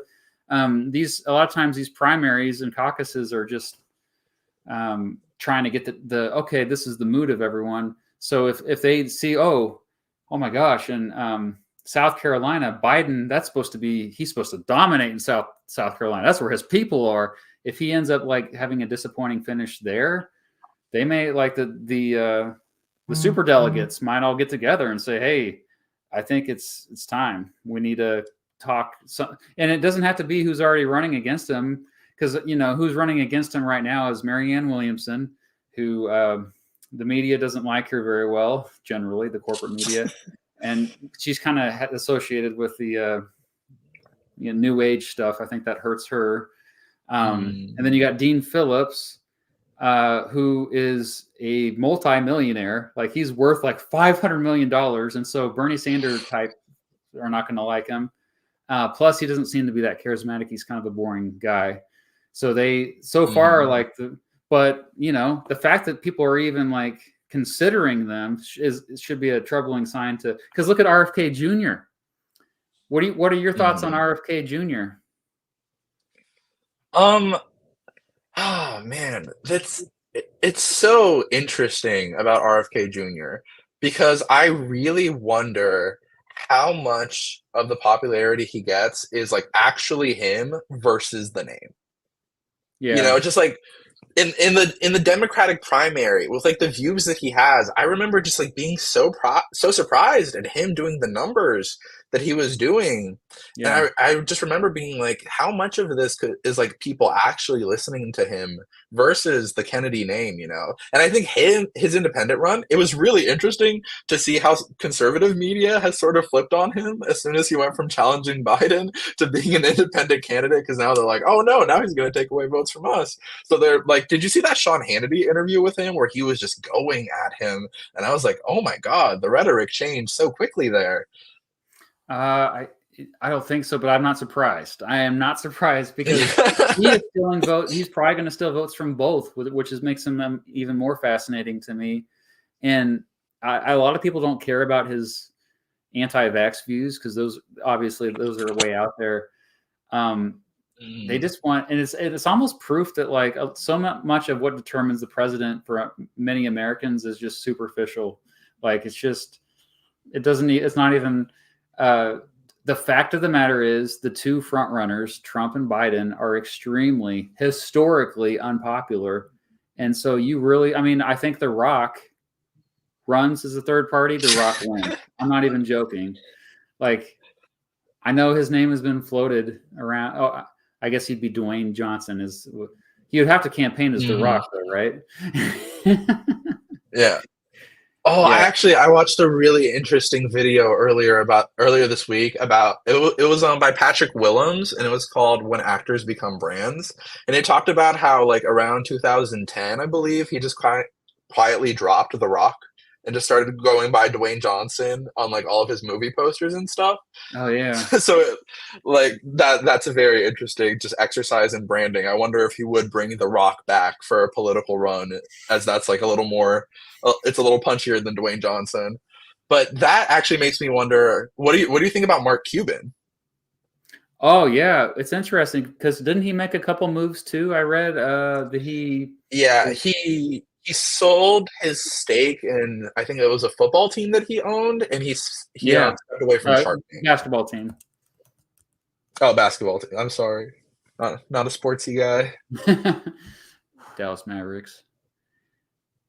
Yeah, I don't know what's the gossip these days with him, but yeah, I know that he's not happy with with either of the candidates either. Mm-hmm. So yeah, it was really interesting because when I interviewed Marshall Kozlov, he was talking about how like the best thing Biden could have done was like win over a Mark Cuban or a sort of like popular cultural figure like that to be a sort of like unofficial ambassador for his administration who could just kind of like get the word out there and communicate effectively. And I never considered that before, but once he said it, I was like, wow, like yeah, that actually is a really good point. I think he would have benefited from someone like that. Because Well, right now I don't think Pete Buttigieg is really cutting it. yeah, maybe 2028 for him. I think. Oh, did you remember The Rock actually endorsed Joe Biden in 2020? That was a big boost for I Biden. don't remember that actually. Yeah, he did like That's a funny because whole. I remember. Oh, because I remember The Rock being like a moderate Republican as well. Yeah, he's somebody who truly is an independent. That's why I think he's fascinating. Like same with Cuban. They're household names. Even Cuban is. And the thing is, they're very pragmatic. It's almost like a Zachary Taylor type. Who they're not tremendously political. They're true outsiders. And people are always like, "Oh, we don't need another actor president." I'm just like, "Come on, all presidents are actors." All of them. If you does that like the quickest way you know someone doesn't really know political history, and I can say this to you because I know you know political history. They're all performing. It's well at least going back to JFK and the television era, the mass media era, because you have to be good on TV, you have to be a good speaker. One of the reasons why Biden is struggling is not it doesn't have anything to do with his age, and it doesn't have anything to do with the Israel-Palestine war going on, his views on that, which are controversial. It has to do with his ability to speak. He's not a good speaker. He stutters. He sounds like he's going to fall asleep half the time. He's not inspiring. And these, again, it's a superficial thing, but it's if you can't. I mean, Obama. It didn't matter if some of his policies were controversial because, like, oh, he sounds so good. He's still saying the right things and he's saying them in the right way, you know? Yeah, I think, well, like you said, like it doesn't matter that it's superficial. I think the truth there is that a lot of the time politics is superficial. Right. Like as much as we would hate to admit it as people who like pay so much attention to it. But I'm really interested in how like the presidency evolved with mass media, like FDR being the first real radio president. And something I actually got from that JFK book that I mentioned was sort of like Joseph Kennedy being a very like a very like high ranking person in that administration and being like a Wall Street guy as well, he sort of recognized the way that that radio and media in general were going to become important in the coming years, and that's why he like really insisted on his children like learning to be comfortable on camera, learning to be comfortable on video and like with their own voices, and that's part of the reason why JFK ends up being such an effective communicator. Like if you go back, I think they found this a couple years ago, but it was a video of JFK giving a presentation in Harvard when he was still a student there, and his voice is completely different. Like it's a lot higher. His Boston accent is a lot stronger, and you see like this very like conscious development. And especially with JFK, if you're talking about people putting on a show, like that was a guy who was always in a lot of physical pain. You know, like he Yeah. was like similar to FDR in the wheelchair. Like so much of that was a facade that he was creating, and like man, I wish that was something because like right now with politics, so much of what people want, and that's like why Biden won, was that desire for a sense of normalcy, like that sort of Right. generic president that would be a sort of just guiding force. And I think that's just not really what we're getting. Like it's so much of the failure of like if you look at the failures of the Biden administration, so much of it, like you said, are just communication based a lot of the time. Right. Because he has the accomplishments. He's signed major legislation that will help people, and he can't even communicate how it benefits. Like I read today that I'm always looking at economic data, and one of the things that has changed in the last few months is that wealth inequality is actually for the first time and probably since I don't know, it's in the modern era, like since World War II, wealth inequality is not getting worse. It's starting to get better. Now we have a long ways to go, Mm-hmm. but I don't. I think And that's just, I mean, obviously people don't think about, because they care about inflation more than anything, like prices going up. And it Mhm. doesn't matter that inflation is slowing down. It doesn't matter because it's gone up for the last several or 2 years and the wages haven't caught up with it and all this stuff. So I still think the economy is the number one thing, but you know, right behind it is perception of the economy. Yeah. So if you can't Mm. even like communicate how things have gotten better, then, and I see people trying to on behalf of Biden, but it just doesn't seem to be working. Yeah, I mean that's where Mark Cuban would come in if he was their political ambassador. But I wanted to expand on a point that you said there about like passing so much legislation because I've been obsessed recently. I made a whole video about it called The Last Politician, but just with the idea of like how many political outsiders we have tried over the last few decades. And basically, Biden being the first president since pretty much like George H.W. Bush, who wasn't really a political outsider in the traditional sense, and how he's been able to sort of get legislation through in a more effective way for what his agenda is, and the sort of like the sort of skills that come with actually being a career politician who was in the Senate for 40 years. So I wanted to see like what are your thoughts on that? The sort of like experience of a politician being useful versus an outsider who comes from a different system. Yeah, I haven't watched that video yet. I got recommended to me though. That's So, okay. but yeah, Okay. that whole premise totally spot on. I mean, it's, uh, I mean, we don't. Most Americans would say, "Oh, we don't need career politicians," and it's the same reason why most Americans want term limits. However, there are advantages to having a few people in there who have 30, 40 years experience making backroom deals because that's how actual legislation, like meaningful legislation, gets passed. Um, and Biden definitely, I think, has excelled in that one area for sure. Like he was talking to Manchin quite a bit there. I know for the couple big laws passed last year. So because you know those two holdouts, senators Sinema and Manchin, were giving him trouble, but he was.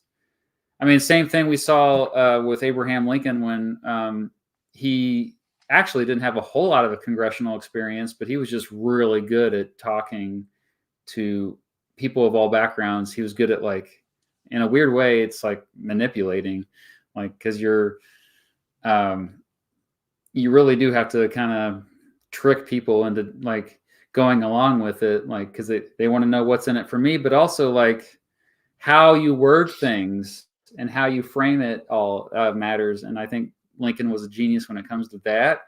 So LBJ also, I know he's getting a lot of mention in the stream, Yeah, I but was yeah, gonna say. another one of those who just, and look what he got done. So yeah. Yeah, I mean, oh, with LBJ in particular, because I really I like to think about historical figures very much as people, the sort of like everyday decisions that they made and trying to understand them as like as characters in a way.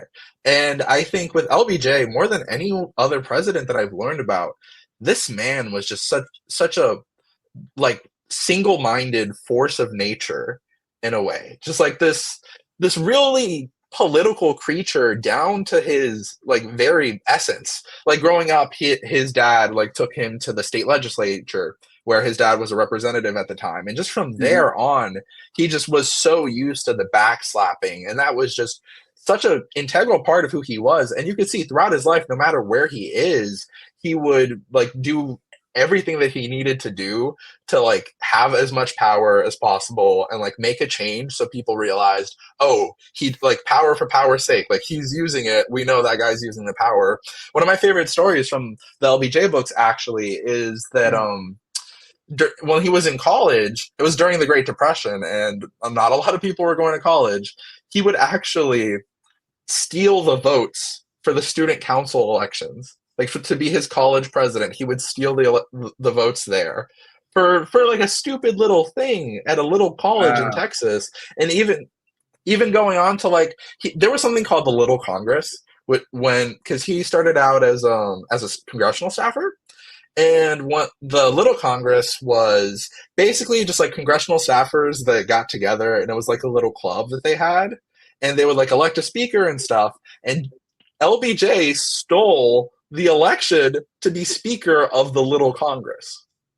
Like, Oh it my is God. so crazy, like how seriously he took every little thing that he was doing, and a lot of election stealing in his in his throughout his political career. But that's another point. Just like it, I guess it sort of made me wonder a lot more about the people that tend to be politicians and what it takes to like pass as much legislation as LBJ did. Like, what are these people really like? You know?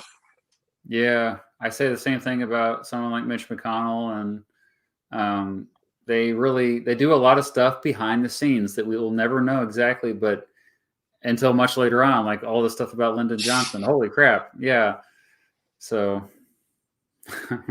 that's Oh, crazy.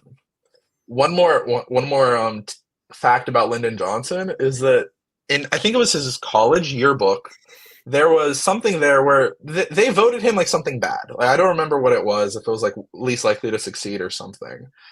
But when the author Robert Caro was talking to people and he was looking at their yearbooks, every single yearbook he looked at, the page would be ripped out with What? LBJ that he was looking for.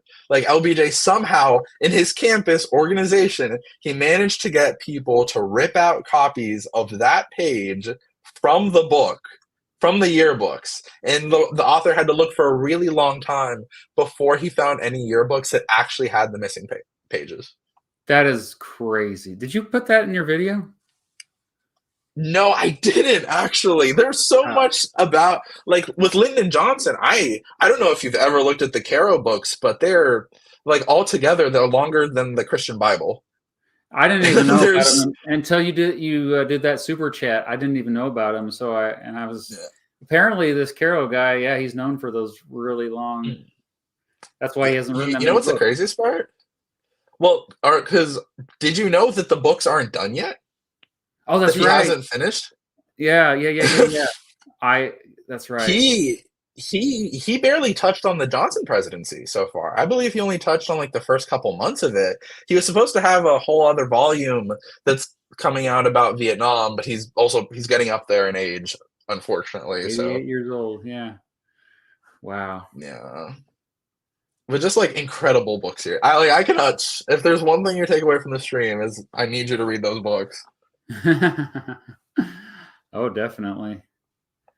I should just add him on my Christmas list here. Yeah. Yeah, I was actually really lucky because I was a delivery driver for a while and I needed like something that would just go on playing for a long time. So that really helped me get through those books. I was just like constantly living like listening to that while I was driving That's around. the way to do it when it's super long like that. You just got to audiobook it. Yeah.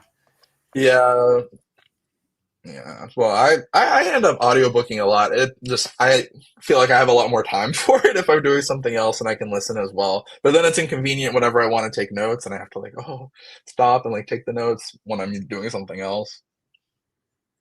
Yeah. But you can bookmark it.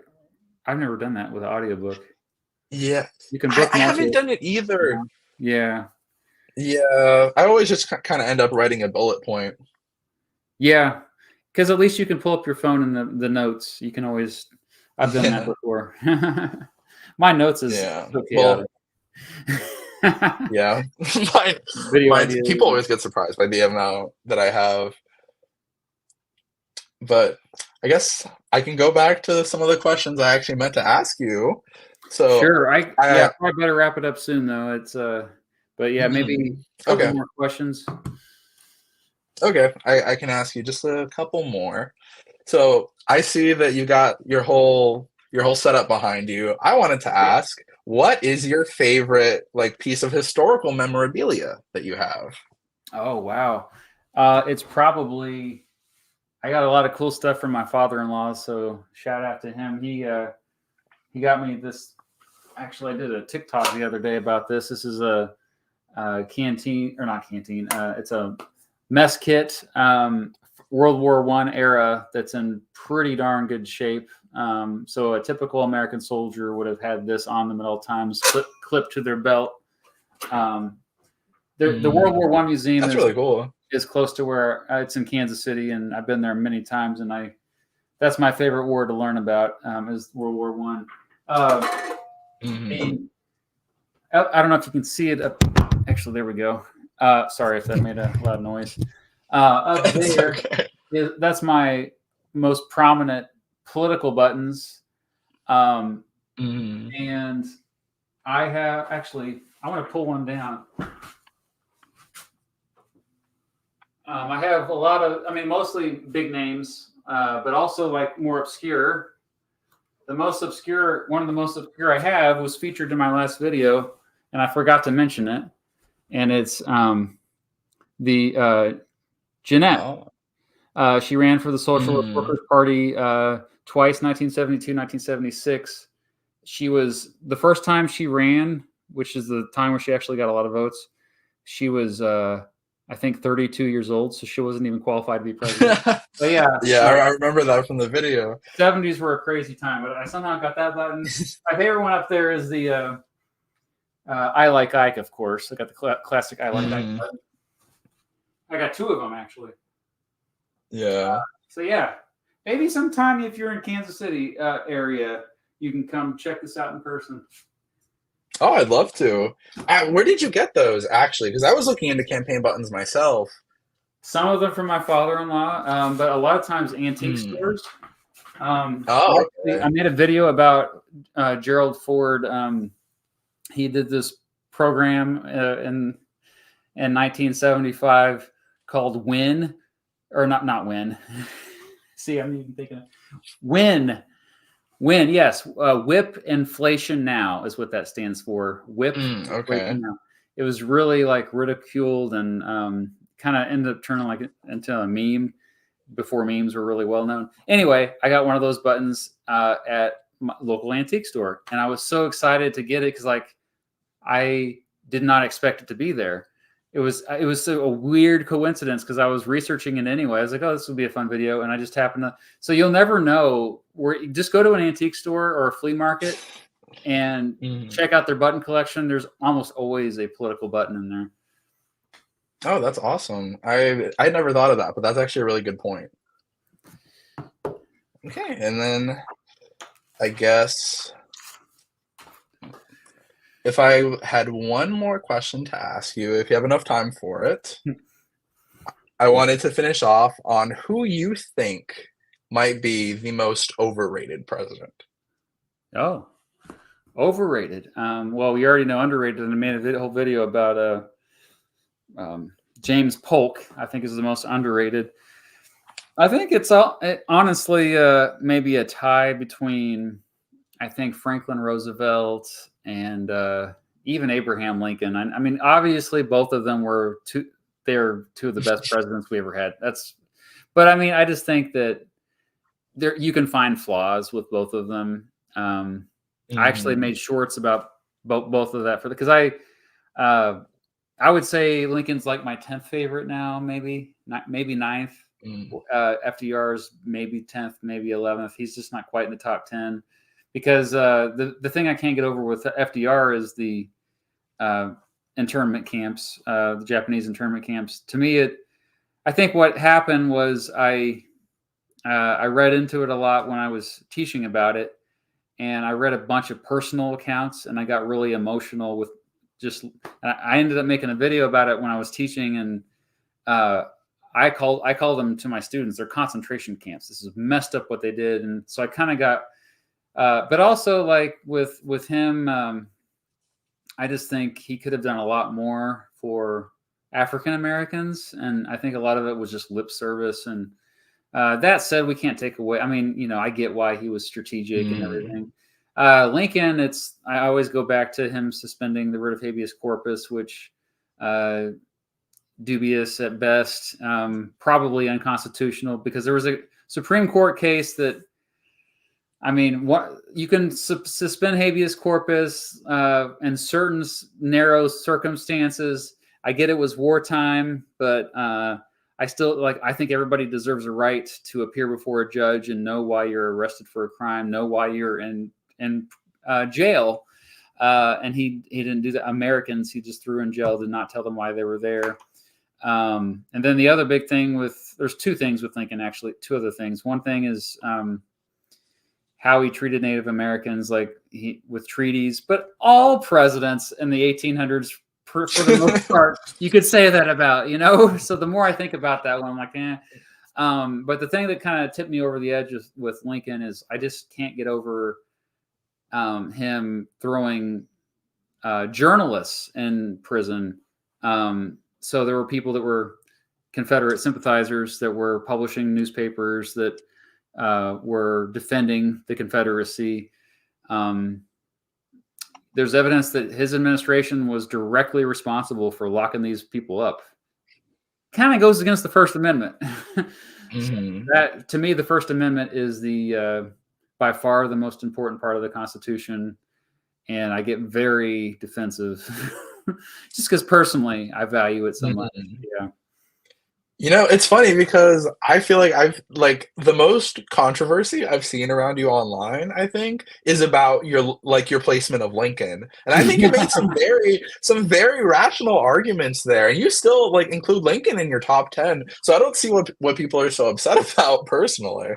But I should have because my original list that I did, and this is when my channel wasn't even that big, I didn't have him on the top 10 at all. And part of that, I'll be honest, was this is gonna get the comments going, And I hate to say it, but he was never my favorite. But I think you have to be pretty ignorant of history not to have him up there towards the top. Because I mean, I was sitting there, I was praising him earlier in the stream, for crying out loud. He very good with getting things done. So kind of the perfect wartime president. But yeah, I'm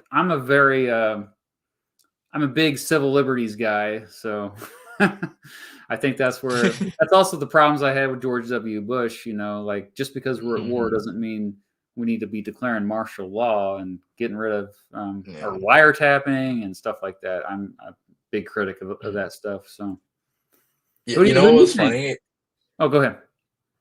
Oh, I was going to say, George Bush actually came to the college that I went to very recently, about a week ago today, actually, and I went to see him speak. And it was such a weird, it was the first time I ever saw a president in real life, and it was such a weird throwback in a way. It kind of felt like cosplaying a political era that just wasn't here anymore. And hearing you talk about Bush right now with the civil liberties, I was thinking about just the things that he was saying. I was like, wow, I wonder what, I for the first time kind of felt like I had been in that era a little bit, attending that conversation. Yeah, I was your age when he was president. And I remember in 2000 actually really liking him a lot. I almost voted for him, and he talked and he campaigned completely different from what he ended up doing. But I think the Iraq War changed a lot of people, because that was kind of the thing. He was so popular after 9/11, and but also the national the authority, oh my gosh, I'm blanking right. AUMF, the authorization to use military force, that law, which a lot of people don't know about, that was passed right after 9/11. Almost unanimously, only one person voting against it. It just gave the president free reign to go after terrorists around the world, and every president since has used that power. And they've expanded drone warfare. They've committed war crimes, and it's perfectly legal, according, at least in the United States, not according to the Geneva Conventions. But so that's one thing that's been really, I think, one of the things that I pay closer attention to, and I've been disappointed. I get it. You could make we had this conversation last night when I was talking to Chris and Blogging Through History. You could make the case that every wartime president is a war criminal. War is just like that. It's just, you try to save lives, but it's complicated and all this. But living through it in my 20s, it's probably similar to you with Trump and Biden. Just I think your emotions kind of are a little bit stronger on certain things, because you're raised a certain way. Like my parents raised me with a certain moral code, and then like Mm. you grow up and you're like, wait a second, our world leaders are breaking that moral code, and it's a big dilemma for to wrestle with. So anyway. Yeah, I mean, just hearing you talk about that, I would love to see you make more videos about the sort of fallout of 9/11 and just like how what the country went through afterward, because I feel like you have a very interesting perspective and I really like the way that you talk about that. Yeah, definitely. I think I'm overdue to make a video about the Patriot Act for sure. So maybe Yes, yes, that could that's be like the thing I focus on. no, that sounds awesome. But I guess on that note, we can start wrapping up. Well, yeah. So I just wanted to say thank you so much for joining me here. I really appreciate you giving the time of day to a smaller channel like myself and just the conversations we've had. And I appreciate it a lot. Thank you so much. Well, it's my pleasure. I'm glad I got to do this. Thanks for having me on. Well, thank you. And thank you to anybody who might have been here the whole time. I feel like we got a couple because I've been seeing some names throughout the chat here. So thank you Adrian, we guys see and thank you. you. Thank you, Adrian. Yeah, thank you, Adrian Bryan. But I just wanted to say thank you to everybody who tuned in, and I hope that everyone has a great rest of their night. Yeah. See you Goodbye. guys.